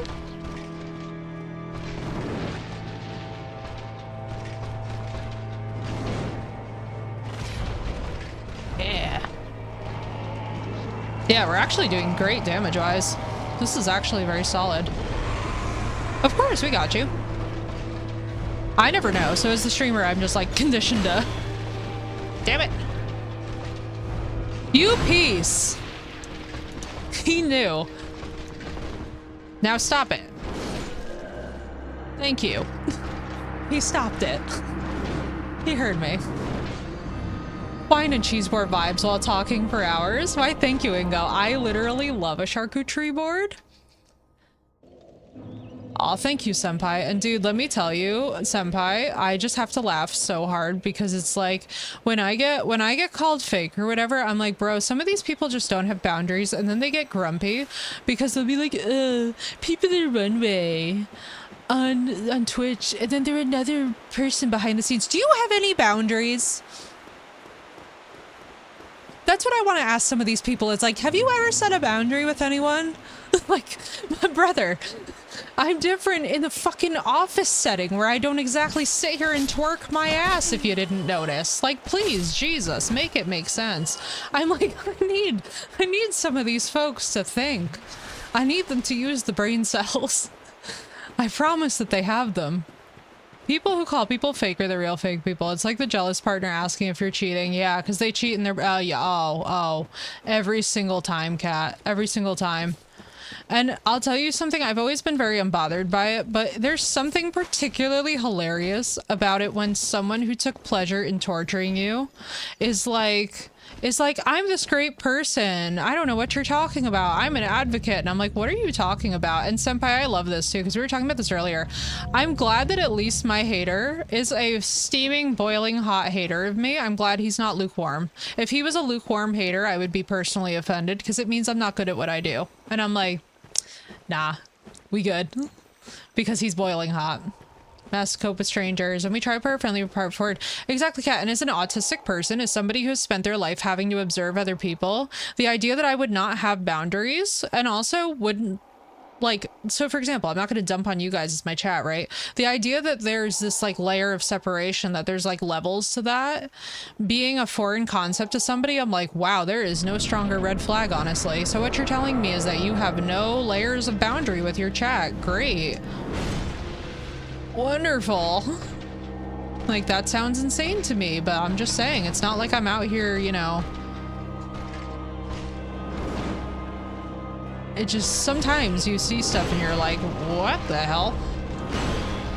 It's not being fake, exactly. Oh my god, my other favorite one, Kat, is that an ex of mine was like, it's weird to change your personality around different people. I was like, brother, you don't understand the neurodivergent experience, do you? Because there's people that I can be unashamedly my silly self with versus people with whom I cannot, you know? And it's no hate to the people I cannot. They're not doing anything wrong.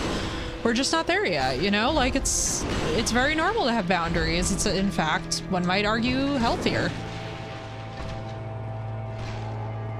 Of traditional diagnosis, yo, dude, especially. So I'll put it to you this way, complex PTSD, yeah. So it's very frequent also in autists. And for me, my diagnosis happened when I finally caring about it. I spent my whole life in basically art therapy that was specialized for autistic kids. And I'm not even gonna lie to you, the funniest part for me is that therapist would never give me a diagnosis, and I was like, ah, thanks. I was like, great service you did me there.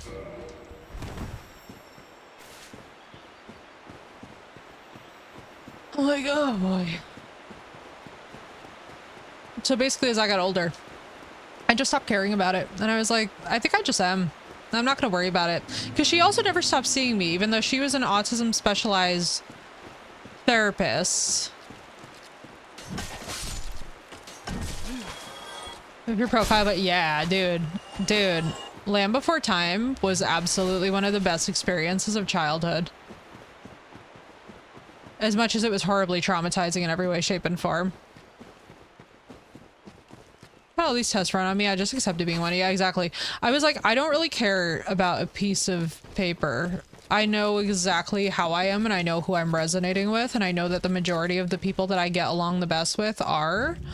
And, right, like, if you know anything about neurodivergence, you know that they run around in packs like dysregulated wolves. So I'm just like, yeah, if we're all vibing, might be a thing. Also, these chicken legs really never get old, do they?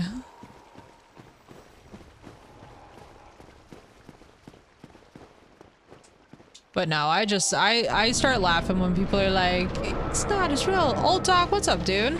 Thank you for the first time chat. Welcome in. Sorry. Oh, Artorias fight. Yeah, we're just chilling. We're learning his moveset. And I say that with emphasis because this is not a boss battle that I expect to be done with in like an hour.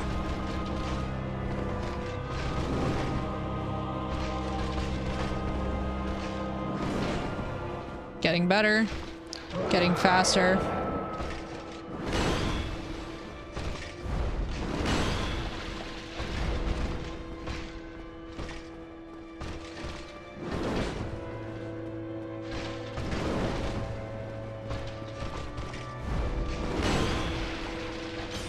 Okay, but it's actually lit though.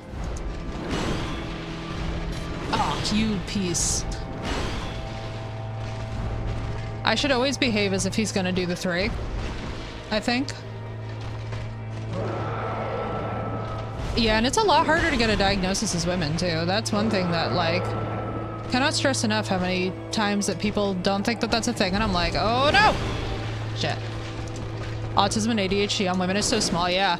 And here's the crazier part. We don't have really anywhere near the neuroscience research we need on autism. So that's why, like, when people, especially somebody who worked in neuroscience, I'm just like, brother, I started running him out of his power-up. Interesting. You can run him out of the power-up.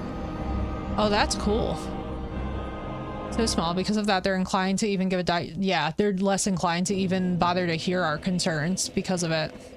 It's so depressing, Ingo, and as somebody who, like, has a friend who's worked in cannabinoids and autism research for a while, like, nothing makes me as angry, if I'm honest, as the BS of, like, trying to get people to understand that we need to rerun female subjects. Like, I worked in sex differences research.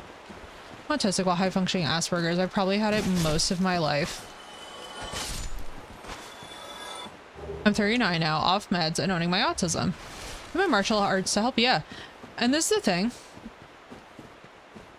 For too long is that?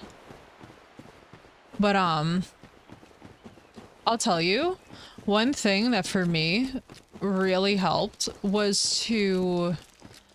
Because, like, basically people would constantly be like, oh, Well, you don't have autism. Like, here you are, like, high functioning, all this stuff. What's up, Sir Fergs? It's good to see you. My fellow Allot twin. I love it. I love it. Oh, crap. We're in the DLC already. We are in the DLC already. We're like, technically, we could go final boss, but I was like, we're doing DLC first, because DLC is obviously the way. They have a cheat, and if you got this problem, then you take these neural inhibitors to make you more clear, keep you in a zombie state. Well, here's the thing, Littlefoot, it's like I would never even mess with medication for what is my natural brain state because it's just my brain. Like, I literally do not care to ever be bothered with medication for just the way my brain naturally works. Arnstein Smo, yeah, we finally got it, dude. I was so relieved. It turns out that there's a reason why Solaire is the best boy, and part of it is that he is a goat.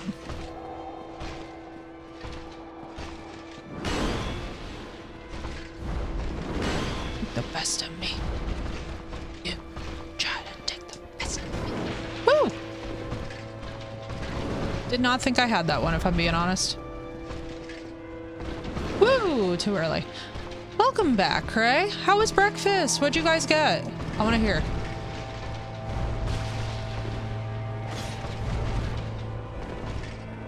You trying to take the best of me. Man, Chester. Rip Chester. Oh, you're fine.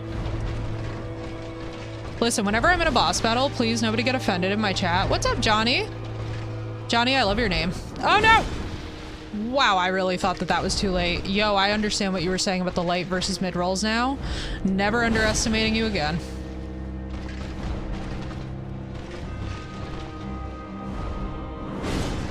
Woo! Also, my chat, please do not be offended if I am not attending to you. I promise it's just the intensity of this fight. If I was a Dex build, we probably wouldn't be there. Now I will. Off-road, thank you for the resub, dude. What's good? Doing so well. Doing so well. We ate a rapist with scrambled eggs and coffee. Oh my god. Share. Share.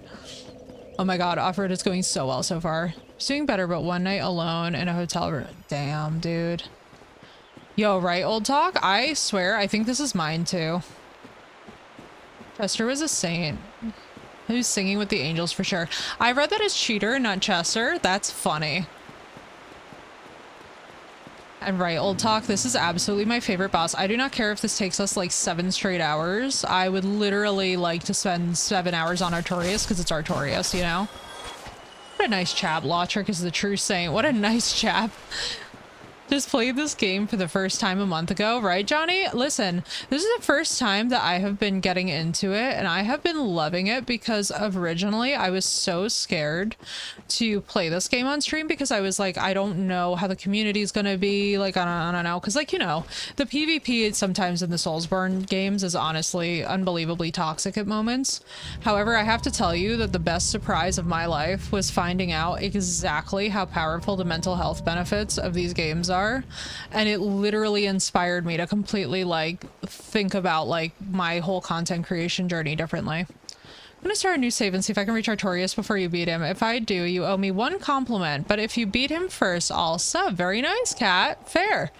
All right, that's fair. It definitely inspires you to keep trying. Yeah, patience is key. And this is the thing, I don't get mad at games like, so you guys will see this the more that we even play Souls, but I don't really get mad at games easily. I've had a couple moments in this, like Ornstein and Smo, I think because I was visually overwhelmed by the two of them together. I didn't really know what I was doing. I didn't really have my ish together. But that was also still fairly early enough in this where I wasn't fully committed yet to the idea of like not having souls, not caring about level ups, not caring about things like this, where he's just gonna hoppy boy. For now, I just want to learn the moves because he's actually so dope. I completely understand now why this is my friend's like all-time favorite Souls character. True boss of Anne Orlando is the archers. Yo, right, cat? Oh my god, I feel that on so many levels. It's the struggle is so real. And yo, right, off-road? Oh my god, off-road. I have not stopped thinking about that jalapeno thick cut bacon since you mentioned it yesterday. Yes, 1, 2, and 3 all for the first time. Yo, Johnny, that's lit. Honestly, that is absolutely lit. I am looking to do the same thing. I have been, it's really funny. I go into this so completely onto Elden Ring. Yeah. Yeah. Are you, now do you already have the DLC? Are you going to pick up the DLC? What's your status on the DLCs? I need them to port over Bloodborne to PC, by the way. Can we like argue for this to happen eventually? Is needed. Needed. Oh yeah, I have it. Yeah, I need to pick it up still. Send you a bunch if you want some. I'm not going to say no to bacon. If they find the backstabbing in PvP, this would be my fave Souls game, right? Or if they fix the backstabbing, yeah. The backstabbing in this is a bit broken. Sony won't let them port it, I know. Sony sucks. Sony has always been shitty with this kind of stuff. DS isn't as hard as people make out. The hard part is how it explains nothing. Exactly, Fergs. The games really are not as challenging as people make them out to be. The problem is that it's a lot of timing. You have to really have patience, and you really have to be in a mental headspace where you can truly lock in. And I'm not even saying that just to say that. I'm saying like, because you guys are noticing, right, as I like pay more attention to what his actual movesets are, we're doing better. I think for a lot of us, like, especially if you're neurodivergent, it can be a bit of an issue to have to do that. Oh my god, here's Ronnie's I'm Not a Vampire. This timing for the Artorias fight is actually insane. Oh my god. This is like the best time. Johnny, thank you for the follow. Someday, I hate the sun.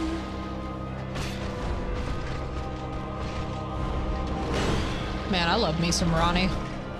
Who else loves Ronnie Radke with all of their heart and soul? No! I got cheated.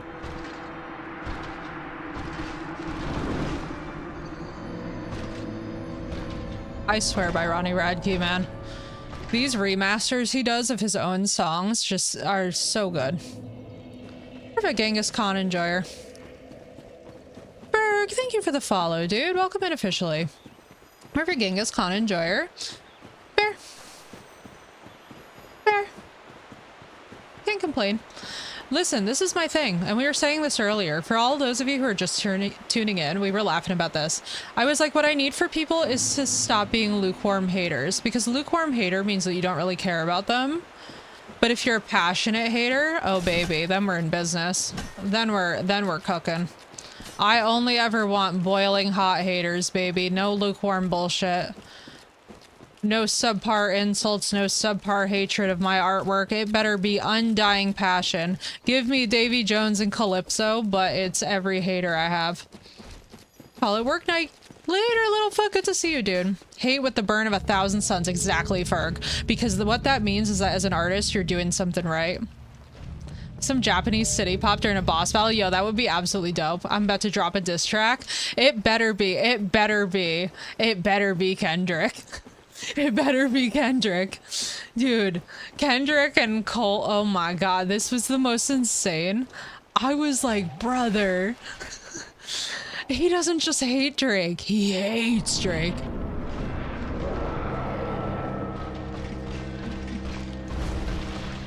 Oh. I'm insane. I can feel it in my bones.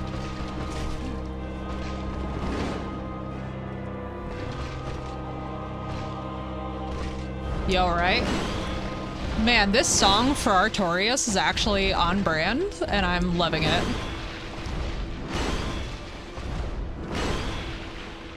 I love how he and I are hopping together like we're dancing. This is actually pretty hot. Brother, if you could but stop hopping. Bro! He really said the Energizer Bunny ain't got shit on me. Freaky ass night. He a DLC boss, I know. It's giving romantic dance battle. It is Inga. I might be flirting with Artorias now.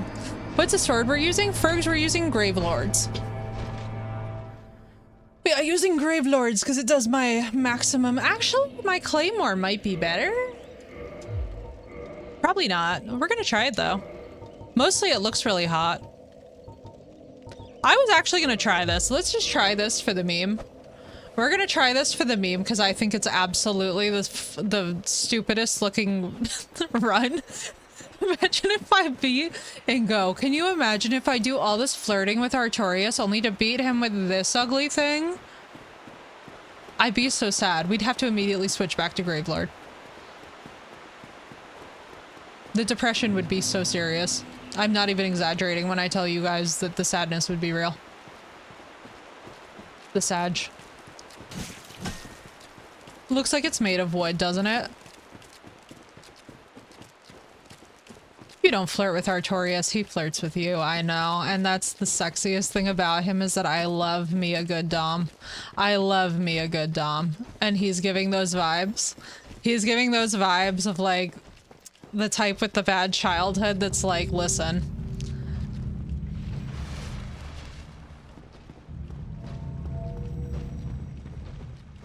Love it. I love it. Doing flips on it, I know, right?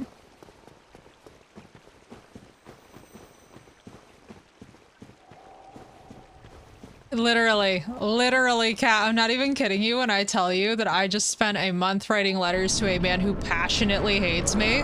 And the entire time I was like, baby, I am so into being dominated this way. Be a little meaner. I was like, you ain't got shit on the voices in my head, sweetheart.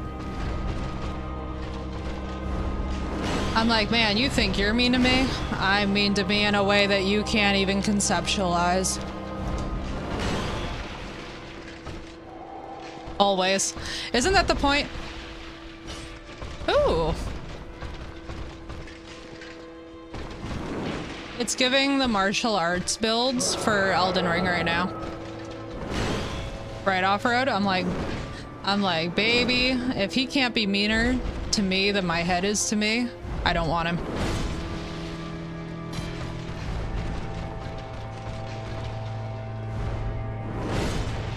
God damn, we are really doing a dance battle, aren't we?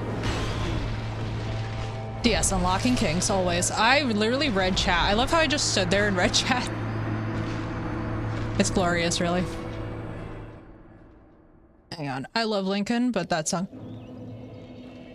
Oh my god!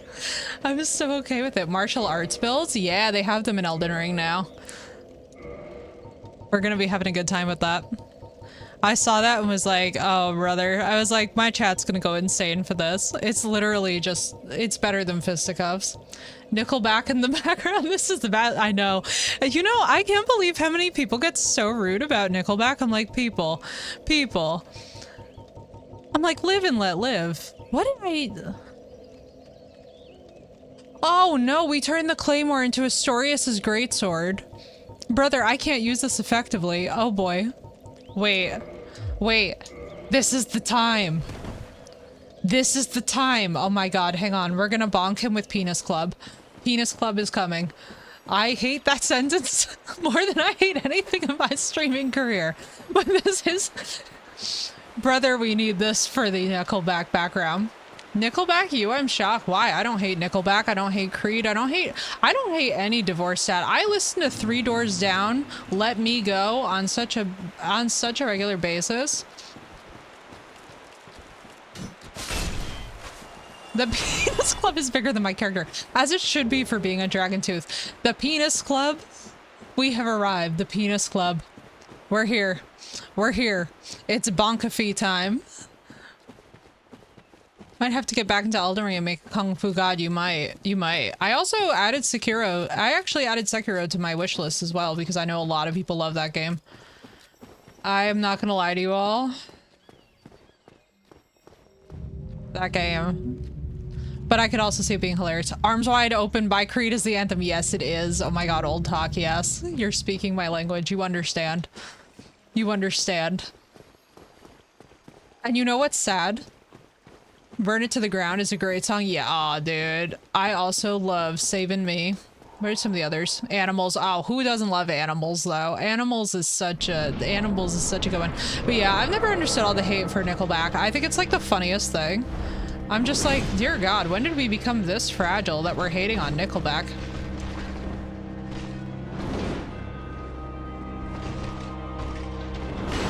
Hang out in the coolest bars in the VIP with the movie stars. I wonder if does anybody know if the club itself has a hitbox? Is that a thing? Does your weapon have a hitbox or is it just your body? because they epitomize the type of music that went out of culture. Exactly, old. And this is the thing, old. And this is what's funny to me. Like, for a lot of the metalheads who really hate Nickelback, I'm like, oh, baby, we're showing our fragility as a community if we're not embracing this. Because honestly, Nickelback really, like, Nickelback, Creed, and Divorced Dad Rock generally is what helped get a lot of people into checking out bands like a Linkin Park, where they were to have a full gateway into metal. You know what I mean? Some of the grittier dad rock, yeah, exactly. I'm speechless. That was so bad that I'm speechless. Artorias, Effie, my love. How long will we do this little dance? Ango, I love me some good edging, so forever. I'll be like, baby, if it's a foreplay contest, don't ever challenge me, because honey, we'll be there. Brother. I could stay there indefinitely. I got an original Walkman to school in 2000 with my classmates and CD players, right? Listening to Iron Man, Black Sabbath, Judas Priest, yeah. I love Creed. The first track on the first album is one of my favorite songs ever, yeah. Dude, I think for a lot of society, and I think it's really interesting, what we have become is this very, like, as much as we say we're tolerant, we're actually so fragile when it comes to some music. And I'm just like, guys, please, there's nothing wrong with liking Divorced Dad Rock. In fact, I would actually argue that it has sometimes more emotion in it than quite a lot of modern music has come out with. Sometimes I hear like the bizarre lyrics that become popular. It literally is Divorced Dad Rock though, Ingo, and I love it. I'm living for it. I'm like, listen. It was one of the last years of massive repetitive radio hits. Exactly. Exactly. And it's just... it's so criminally underrated, and it pisses me off on so many levels. Luke, it's so good to see you. How are you doing? How are things? We finally have a death counter that we have thankfully neglected for Artorias, because I'm easily at 60 deaths. I listen to Sad Wine Dad Rock, aka The National. Oh my god, Ingo, I Want My Girl is one of the best songs I've ever heard in my life. I'm willing to fight about it. Brother, we're starting early. Oh my god, he's in love with me. Everyone, Artorias is in love with me. I claim Artorias. I'm so sorry, but your girlie has won the heart of the man that she wants. This is my man. This is officially my man. Look at the way that he just danced. National fucks, it does. How you doing, Luke? That's a big bonk you have there. Literally, Penis Club had to come out because I have never needed anything more in my life for the Artorias battle, where I am facing off against the love of my life once again. I'm literally in love with Artorias. Blood Buzz, Ohio. I think I dressed in a black trench for a month, right, Ingo? Right? And right, Fergs, you get what's up. See, this is the thing. I listen to all different kinds of music, so that's why I find it so funny when people, like, hate on a particular artist and, like, say, don't listen to it. People even talk down on Metallica because they were considered radio metal. Ew, imagine being stupid enough to hate on Metallica. That's... I'm not even gonna lie. I don't listen to them that much, but I don't hate on them. Like, I don't... Weird. He tamed a wolf. Could probably put a collar on just about anything. I mean, listen. Don't give me ideas. That's all I'm saying. Literally, Luke, I love this boss battle. I do not care if I am here for 15 streams after this, only fighting Artorias. I will fight this man. The minute that he landed, the minute we got the cutscene, I literally loudly announced Daddy at the top of my lungs, and I have not had a single regret since that moment. I have zero regrets about the situation because he is just chef's kiss, honestly. The mechanics, like, this is honestly making Ornstein and Smo seem like such small-time crap. It's a fun fight. It's awesome, right? It is so fun to fight the gargoyles with my +5 war pick. Brother, you're already at the gargoyles? Wait, this is hilarious. He's already at the gargoyles. He's dead, though, so keep that in mind. All I'm gonna say... it's not a deal breaker, because I've already got one dead partner. What's the second one, you know? A drawing of Effie and... oh my god, Artorias is Beauty and the Beast. Yo, it would be so goth and beautiful. It would be so goth and beautiful. Baby, look at how fast he just wants to dance. He just wants to dance. He's a dancy boy. Oh, that was... I might have liked it. My time. Gotta set up the DLC, true. Shouts daddy in an anime voice. Honestly, I should have uwooed. Cray, you're reminding me that I lost the opportunity to uwoo and Archer's gonna be disappointed in me. Always return to the elevator, right? Always return the elevator. Oh my god, dude. The unspoken agreement in every Souls game. God damn. And that was a back shot if ever I have seen one. He's I know. Old, you saw that. That was disrespectful. He literally said, fuck that noise, and just sprayed me with sand. Sag. I'm Sag. All right. It was a back shot. You all saw it. All right, so hang on. What can we... Let's see if we're really better. Am I planning to do the whole? Yes, Fergs. And actually, I have a big surprise coming for you guys later, which is going to be really exciting. Related to what we're planning on doing. I'm like so tempted to spoil the surprise for you guys as a community now. I'm so tempted to spoil the surprise because I know you're all gonna lose your shit, like completely lose your shit. I know for a fact that Archer is going to start swinging from the chandelier. Said he wants to dance. Dirty Harry came up. Blushing when listen, but old, like that's exactly what I did when boy I wrote letters to was mean. I was like, you came here to laugh with all your friends? Teehee, I might be into that. I was like, could you like bully me a little harder? I'm like, are you gonna rant? Could we crank up the intensity?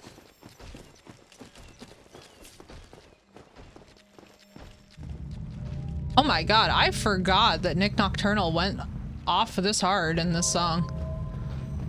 Brother, this riff goes, yo, if you guys are not following Nick Nocturnal and you're into metal, what are you doing? He's amazing. He always fucking finds the best collabs too. Literally, when I tell you, Ingo, I now need that fan art of me in a Beauty and the Beast scenario with Artorias. I might be in love with Artorias. I think we might have to figure this one out. He really is. He honestly, what I like too is that his opinions are never like super generic. He always has a really interesting take, not just from being a musician, but from also having worked the production. And Loki, what's up, Loki? It's good to see you. It's like, who's giving me Will Ramos at the same time as Artorias at the same time as Nick? Oh my god, it's like all of the energy in the room is just so deliciously masculine. I love it. Loki, thank you for that gift sub. And Pistachi, I'm so happy. Pistachi, enjoy. Literally, that made my day. That was sick. Oh my god. Slaughter to prevail. That was such good timing. Wonder if Artorias can pig squeal. He can wolf howl. And Will can pig squeal. And I'm getting too excited thinking about this. I cannot reveal this many things on stream. What's up, Loki? I'm having a perfectly chill, not kinky session at all. And thank you for that gift sub. Dude, I'm so excited that Pistachi got it. Pistachi, enjoy!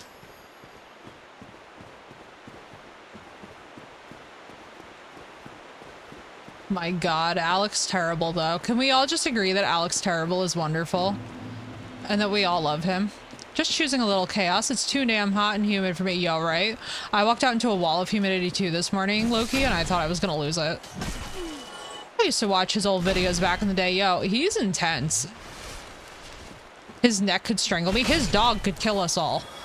I literally am out here following Guts, and I'm like, you know you're in deep when you're following a musician's dog on Instagram.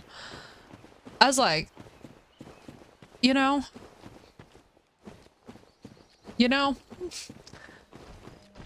I'm not gonna lie though, I might have started a Russian Duolingo experience because of him. 86% humidity, yeah, dude, that's no. That's not Italian girl weather, let me tell you. My hair would perceive that humidity and be like, so you have asked for Bozo the Clown. We're Duolingo down bad, we are old, we are. I mean, have you seen him? I may have to buy a new keyboard because of all this. Oh my god, Loki, no. Is the tech itself messing up? Oh my god, what mod wants to do me the honors?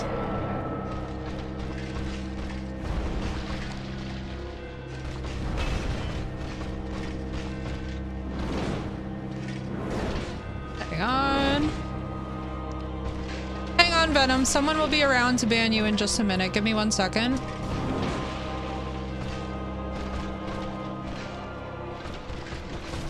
Hang on. Let me, not completely throw here. Don't worry, Venom. I'm coming with the ban.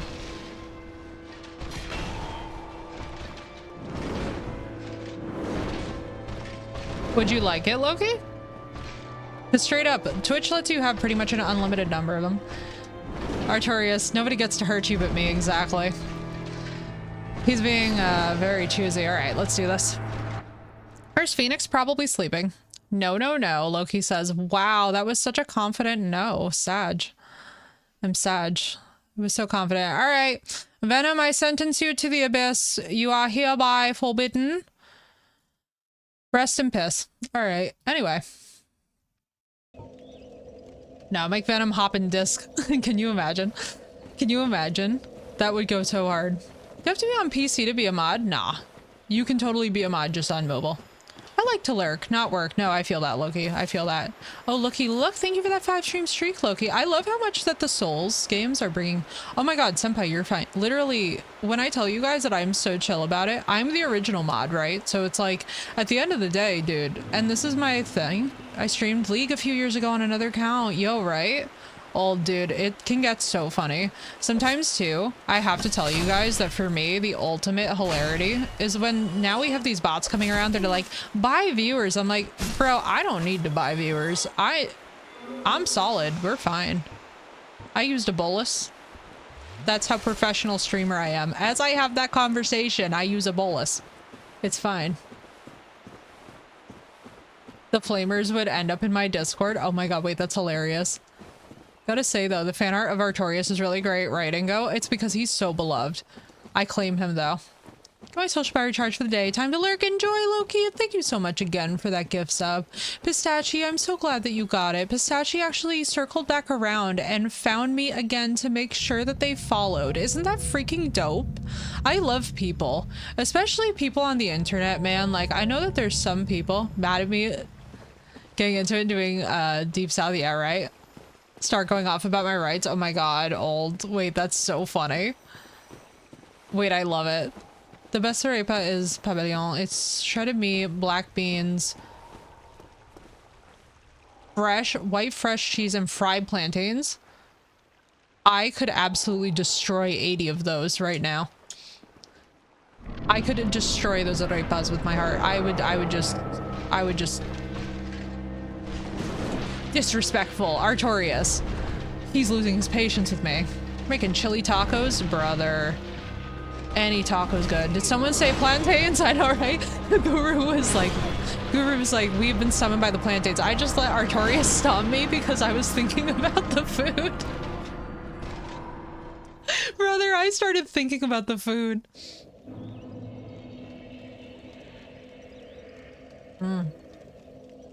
I've been craving authentic enchiladas for a while. Quite literally my sleeper agent password, right? Plantains are literally everything to me. Plantains are everything. Chili tacos are the way out of the friend zone, I swear. Yo, right? You should find an arepa place here. We have one. Okay, are you guys ready? Wait. You guys are not ready for my arepa place story. Are you guys ready? You're not ready. You're not ready. So basically, the place that we have is in Patterson, right? And I used to have to bring my partner there before he died because he was up to various activities that we will not disclose on stream. And it was pretty much medically the only option that he had at the time, right? So I would pull up to this Banana King to wait for him. And for the longest time, I did not actually order the food. And I would be chilling in the parking lot, reading my neuroscience textbooks, minding my business, doing whatever. And the guy finally came out one day and was just like, would you like to try a sample of the food? Because I see you sitting here like every Tuesday. And I was like, wow, my life is going places because The restaurant's officially coming out to offer me free samples because I'm here too much, right? When I tell you, it was like a spiritual ascension. This man, Tyler, came looking for me after he like came looking for me and was like, I cannot find her. Like someone has stolen my girlfriend. Like she's gone. I was literally eating my body weight in arepas. This man had the marketing strategy down.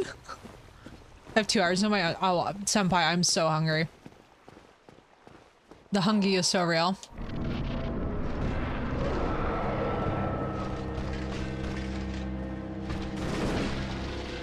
I hate it when my dodge key is just like I have decided to eat. Like if I could just, for any reason, have my dodge key not do that. No! About these restaurant owners is that they're gonna make sure everyone eats right. Dude, right? I had some at a food truck. Oh my god, I know. And then you know it's good when you start drooling as you're eating it. Like as you're consuming the product, you are like, I need more of the product. That's the thing. I am like this about, oh my god. You know what I'm like this about? We have a place by me called Houston's that makes a spinach and artichoke dip. That is so good. It's actually stupid. It's absurd. That's what the Mighty Dong Club, exactly, the Mighty Dong. Even if I had rabies, I'd drink strawberry lemonade, right? Same. The churrasco, ooh.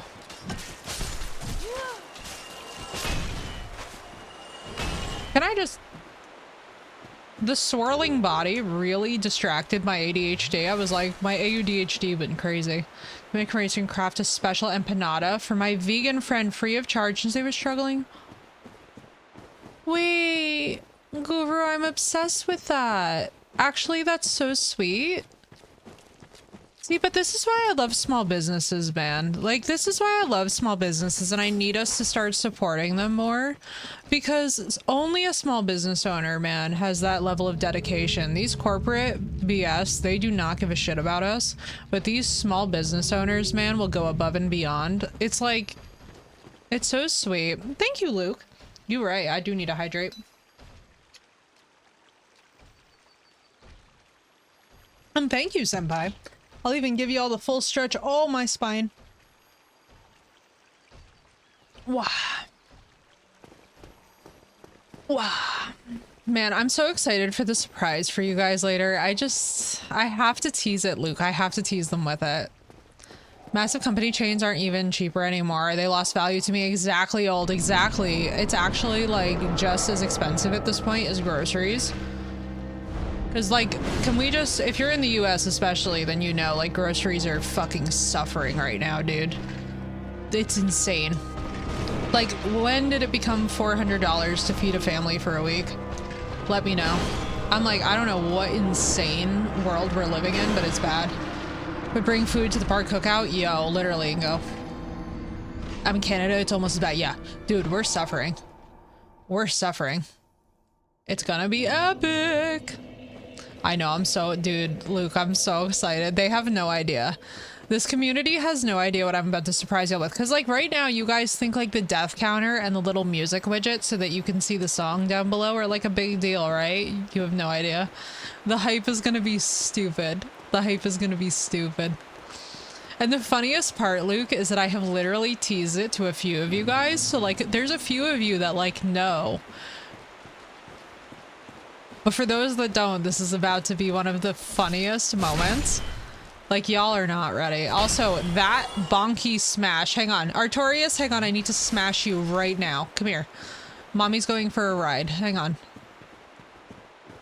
Joseph Stalin, VTuber. Yo, old talk. I would love to actually do that, but play From the Darkness with that, because oh my god, that is literally one of the best. Oh my god, Luke, thank you for the biddies. And yo, I love that emote though.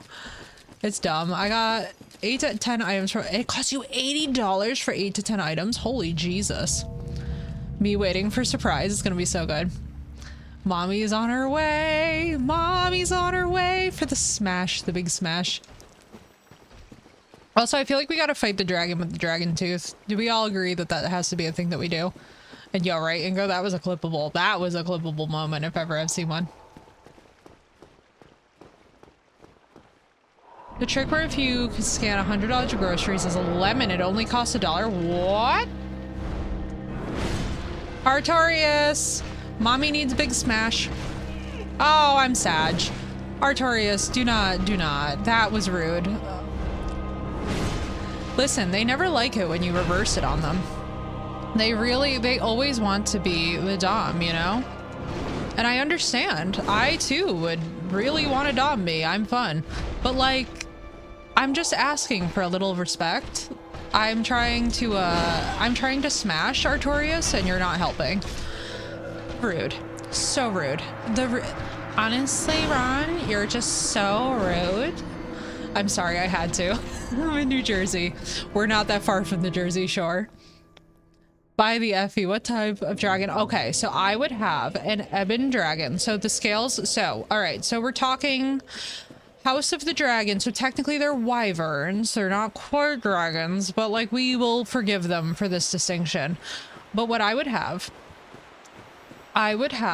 an ebon dragon with flicks of white and silver scales speckled within so that it looks like a galaxy, with lilac eyes, lilac flames, and frankly it would be the nastiest creature that anyone has ever met. Like, this dragon would be so nasty that it would make Caraxes look like a pony. You would look at Caraxes and be like, yes, that is my little pony. And if you know about Caraxes and Daemon, then you're in the right place. They are wyverns. Literally, they're wyverns. I shriveled and cringed listening to that accent. Right, Gray? I saw God in the K-hole. I know, so bad. Gonna pet that dog? Oh my god. What's her? I think it's Hay6. She's the, Appalachian. Ooh, pardon me. I was about to fuck up there. I'm in New Jersey. We gotta know Appalachian from Appalachian. But the Appalachian streamer. Super tiny dragon like Morning. Yo, that would be so sick though. That way it could never get messed up. Yeah, what's Appalachian? It's Appalachian. There you go. I was like, man, we have part of the offshoot to one of the trails too that's actually right up in New York State. So it's funny because you would think I would just know. Now listen, Artie. Do you mind if I call you Artie? He minded. He said, absolutely not. My mother calls me Artie. Quayleg and Hydra down. Time to save Dusk and then it's off to Sens. Jesus Christ. Oh, baby, but 401 damage a hit. I completely overestimated my abilities, but it was worth it. I'm a Bigfoot believer. You know, because we have Wetiko in the family, we have a lot of actually Wetiko in the family. I'm not a disbeliever. I'll put it that way. Like, I think probably an extraterrestrial, if I'm being honest, and or a prototype left over from a specimen left over from the Paleolithic era.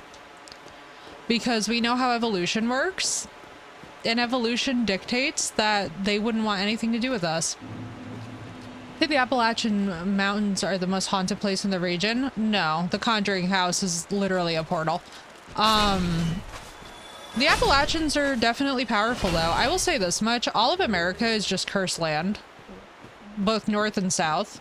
So to be honest with you, there's no, like, it's literally cursed land. It's soaked with blood. It's a horrible place. And honestly, all of it is pretty much doomed. Always, for all of time and history. So it's like anywhere that you go, it's gonna be haunted as hell. Hold the phone. Have you watched How to Train Your Dragon? Yes, of course, yes. I'm such a dragon girl. I'm a dragon girl, a shark girl, and a spider girl for all those who don't know. Why would it be cursed? Didn't the natives just go on vacation? Brother, our textbooks are literally teaching children that the indigenous peoples just walked up off their land. I'm like, I will fight someone. I'm like, I will. I will smack someone. Imagine if we are just Goku, but instead of being sent to subjugate Earth, we replaced her to infect it and destroy it. Can you imagine? That would actually be lit. Candied bacon sounds so good. 500 million deaths isn't that bad. There's surely no karma, yo. This is what cracks me up, though, about how poor that the American memory is. When people are like, what do you mean? It's not a failing empire. I'm like, my brothers in Christ, we've been doomed to fail since minute one of existing. I was like, we fucked up the main assignment, which was find food. And do you know what's amazing about this? And you know what's amazing about this? It's not just that we fucked up the main assignment of like, recognize your fellow humans are literally handing you food. We then proceeded to start cannibalizing everybody in these settlements. And then we were like confused as to why like Europeans with intelligence were like, I don't think I'm going there. It's like, brother, who would actually choose to come here knowing that there's no food? Like, to this day, I'm just convinced that Europeans evolved to some level if they did not come to the Americas and were just like, I think I'm actually going to stay here. Like, that is ultimately the flex. Time just sent over warlords and undesired. Exactly old. And that's what people don't realize, is that I'm like, yeah, trust me, my own ancestors were not good people. I'm not under some illusion that my ancestors were good people. They were actually the scum of the earth and should not have been allowed to exist. And I say that because we have one of the Salem witch trial judges in my family line. You could not get more cursed if you tried, and that's just on my mom's side. It's bad. It's quite cringe. Yeah, it's pretty bad, old. And all throughout Gloucester, Massachusetts, there are statues dedicated to this side of my family. And I'm like, I hate every single one of these members. Do you know that? I am like, no one would disown you harder than the girl who is in fact herself a witch. I find it so absolutely abhorrent that people celebrate this ancestry. I'm like, this is nothing to celebrate. It is nothing to celebrate.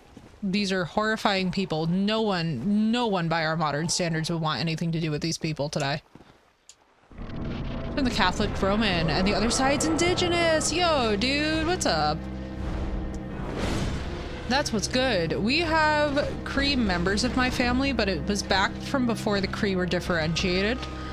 So it's going back far enough where I'm not really sure if I would quantify it as the same deal, because we don't really know what's going on with the ancestry on that part of the family.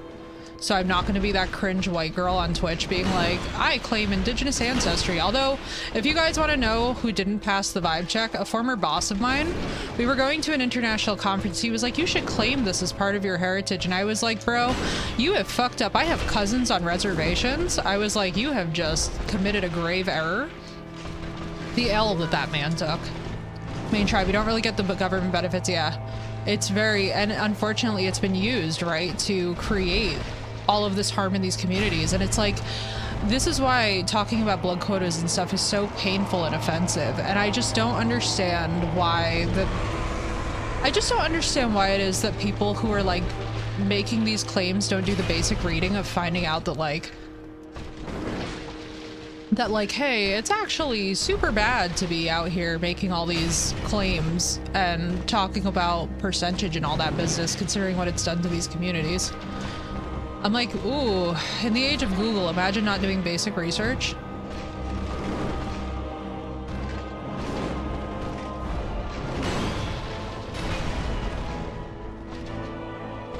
I'm sure too, like for my Norwegians, you guys probably feel this in a certain way about all of the Viking claims too. It's gotta be exhausting.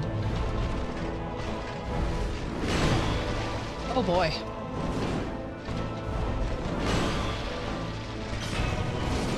Yeah, down past half officially, y'all. Oh my god, Harley, you're fine. I'm so sorry it broke again.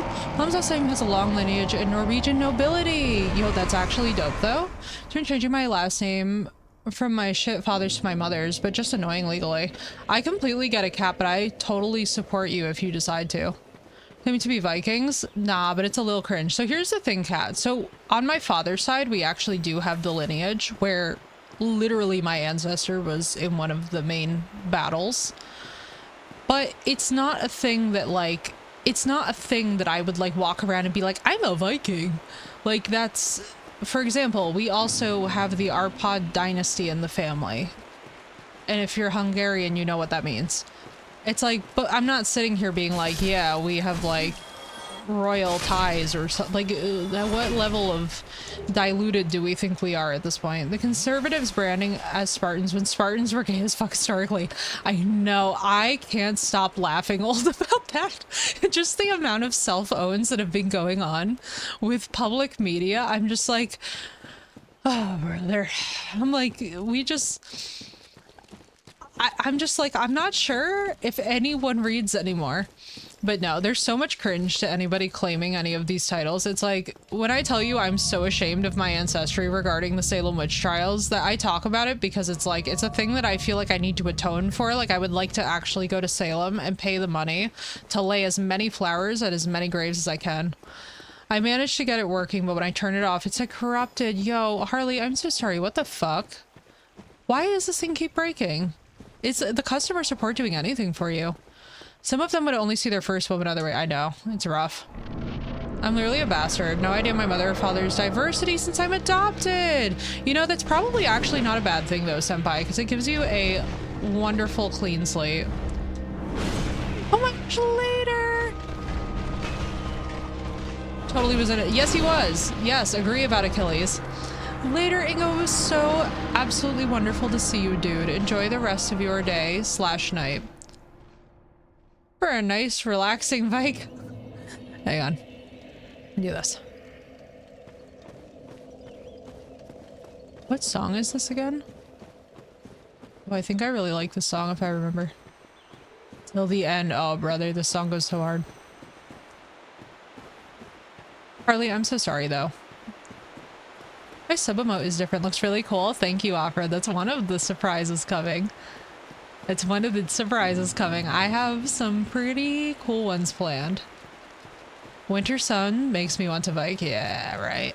Dude, let me tell you, one of the funniest things, and I will always find this hilarious. I always think that every political movement, whenever they co-opt something that they have no business touching, is just the funniest thing. Like, there were these rhetorics that went around where it was like, you left your dragon on Discord? Okay, I'm excited. Wait, is there a dragon generator online? Wait, has House of the Dragon made a dragon generator online? Because I'm just saying, I'm about to be a crackhead. We will have a whole dragon creation stream and it will go hard. That's all I'm saying about that situation, because your girl is a big fan. Me and dragons, man, that's a lifelong love affair.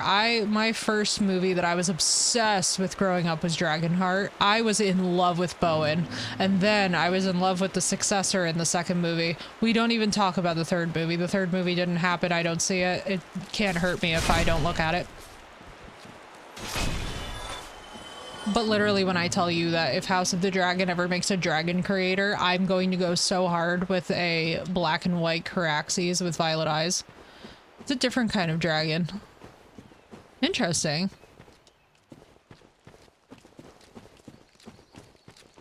I am 100. When I tell you guys that I am 100%, but I would be like that. Which my last message might be fun to say to family. No, cat, repeat. And also, if you guys ever think that I missed anything in chat, feel free to shamelessly repost your comments. You are fine. Literally, I never worry. The Sekiro dragons, yeah, the Slither, yeah. The Eastern dragons, they're really sick looking. I also love the mythology surrounding them, that they're the reason for the weather and that they're the reason for the rivers and such. You know, Viking, yeah, it's in it, Vikingar. Isn't it Vikingar is the right term, if I'm saying that correctly. Yeah, it's like, it's a thing that you do. It's not necessarily like a title. Going mute, gonna start working. Enjoy, Cray. Man, I'm so excited to surprise you guys. I'm almost more excited to surprise you guys than I am for the day when we eventually beat Artorias, because spoiler alert, it's totally not gonna be today. I don't know much in my life, but I can tell y'all that I can tell you all for a fact that Artorias probably won't happen today. However, we did get him down past half health on our first day of trying. And I'm willing to say that that's an accomplishment, if I'm honest. Gravelord's hard, yeah. I'm thinking that too.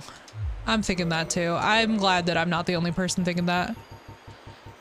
Now, can you imagine if we could have modified this thing? to make it freaking lightning Gravelord sword. Oh man, I want to spoil the surprise so bad, but I know I can't. I know I can't. I know I must not. I must be good. I must be good. But I want to not be good. I want to not be good. Oh my god. It's gonna eat me alive though.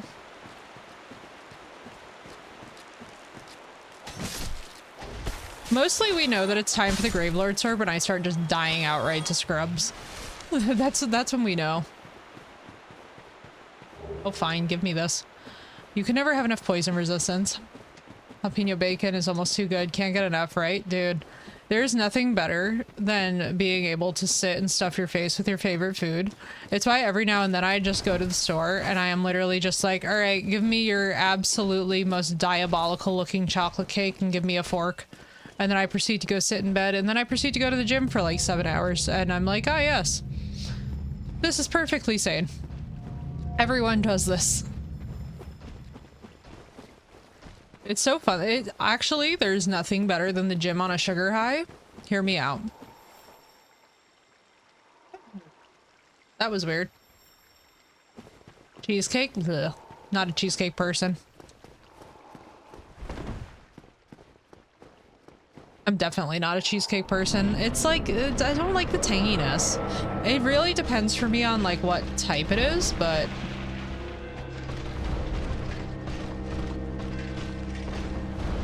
The gem on a hydro oxy. Oh, fair. That'll do it. That'll do it. You won't be feeling shit. God damn you, boyfriend. I'm telling you, he's being toxic on purpose and he knows what he's doing.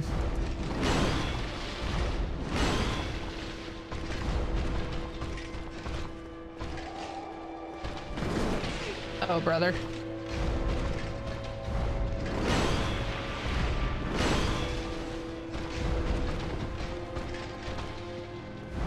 Brother, you are like doing an impressive number of flippies.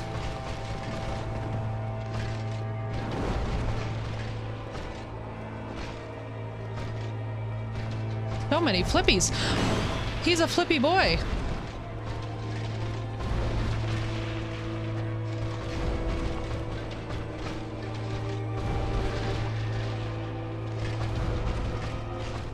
He's a flippy boy.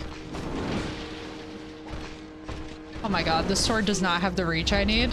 Where's my Fugs when I need it? If you've ever seen any footage of Dark Souls 3, you know what I'm talking about. Me one-handing the Fugs is like the most base thing. I have one hit on this man. Ah, shit. What happened? Hang on, I must scroll up. His toxic trait is slaughtering me from beyond the grave. I know, but I am really actually sort of obsessed with the way that he wants to drag me into my grave. Like, it's kind of hot. Now, if he could... You get where I was going with that. But if he could just... If he could just lock in a little harder on that part, I would just be like, listen. Yes. Also, don't we have the thing where we can now kindle to like plus 15? Am I stupid? I think I might be stupid. Hang on. Hang on. I am really... This is... Oh, baby. Thoughts are happening, but they aren't in my head, God bless us. Thoughts are happening, but it sure as hell ain't happening in my head. I don't know what the hell's wrong with me, but...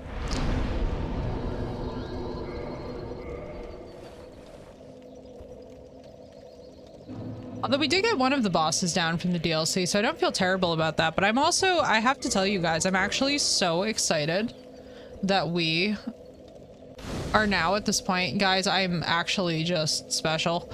That's sad.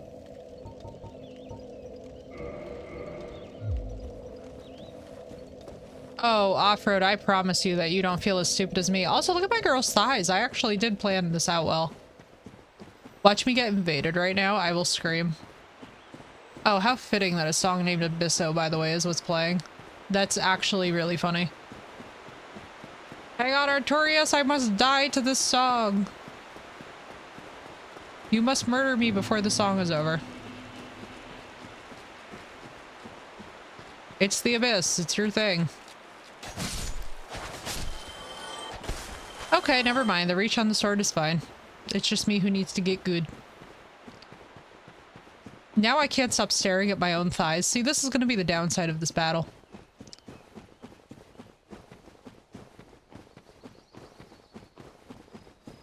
Oh, for God's sake.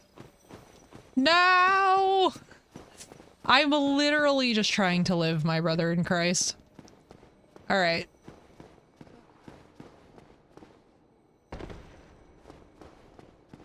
For why I'm a bit MIA. What are you talking about, Afra? What happened? Ayo! Is that Suet Dubs? Suet Dubs? Am I saying that right? Or is it Silhouette Dubs? And thank you, dude. Appreciate that you like my taste.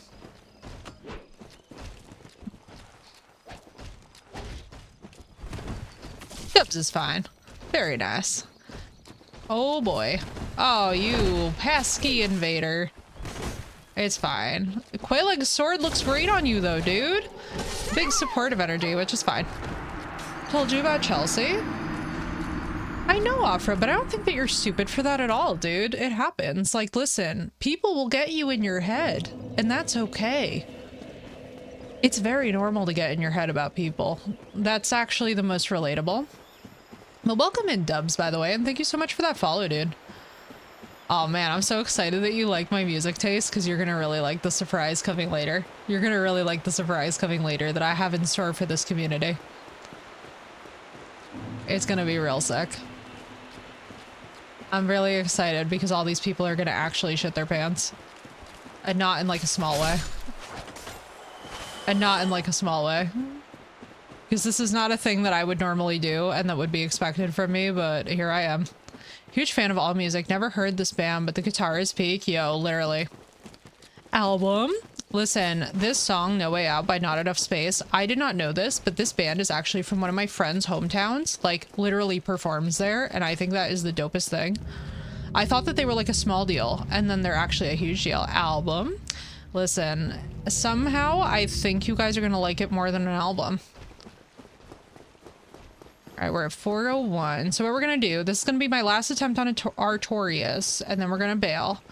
But then I'm going to tell you guys that part of the reason why the schedule says that we have 24 hours today is that y'all must brace yourselves for something coming later. You're just gonna have to know to be on lookout. So for those of you who have not already followed me, if you want to be in the loop with the surprise, if you want to witness the surprise, I'm giving you a friendly heads up to do so now before we get to the point where you're like, God damn it, I forgot. In Flames is from the same town I grew up in. Yo, wait, that's actually dope, Cat. Yo, that's sick. All right, people. So we have 11 deaths that we as the community counted so far. Now, this is going to be fun. So at the end of every single run, what we're going to do... Oh, Harley, there's a big surprise coming later. So, at the end of every run, we will do reset. I believe only I'm the one allowed to do this. That resets all the counters to 0, and you will appreciate the why. You gotta make it 13. Listen, it's gonna be really good. So, you guys are not ready. But all I'm telling you... Oh, wait. Actually, I wish that Ghost was here because he just recommended to me this version of In the End. It's actually in authentic Latin, which is pretty sick. For those of you that are lurking, I will tell you this much. If you want to leave the tab open, that's probably a good idea. I'm not going to talk about what we're doing later, but there's a surprise coming. For those of you that aren't followed, if you want to be cued into the surprise, this is your time to do it. For those of you that... normally hang out with me during a very different time of day, don't worry, it's going to be... Are you gonna rip off your face and show us you're an alien? Honestly, that would be kinky, and I really would, wouldn't I? This is a very in my genre. But we are gonna have a blast in a little bit, guys. Thank you all so much for the follows, the love, the support, the subs, the resubs. I am so excited. But you're just gonna have to be surprised because I'm not spoiling it. I'm not spoiling it. I'm gonna go have some lunch. I'm gonna have therapy, and then we're gonna do the surprise. So you guys have I hope it's cupcakes. Don't worry, Silhouette. It's gonna be even better. It's gonna be even better than cupcakes. And of course, Goodwin anytime. Waits with bated breath. VTuber model? No. No. Although you know that I would have a cephalopod. Insane. Yo, right? The rapping in Latin is insane. See you later, guys. Thank you all so much for the love and support. I will see you in a few. Everyone be good. We are going to have a blast.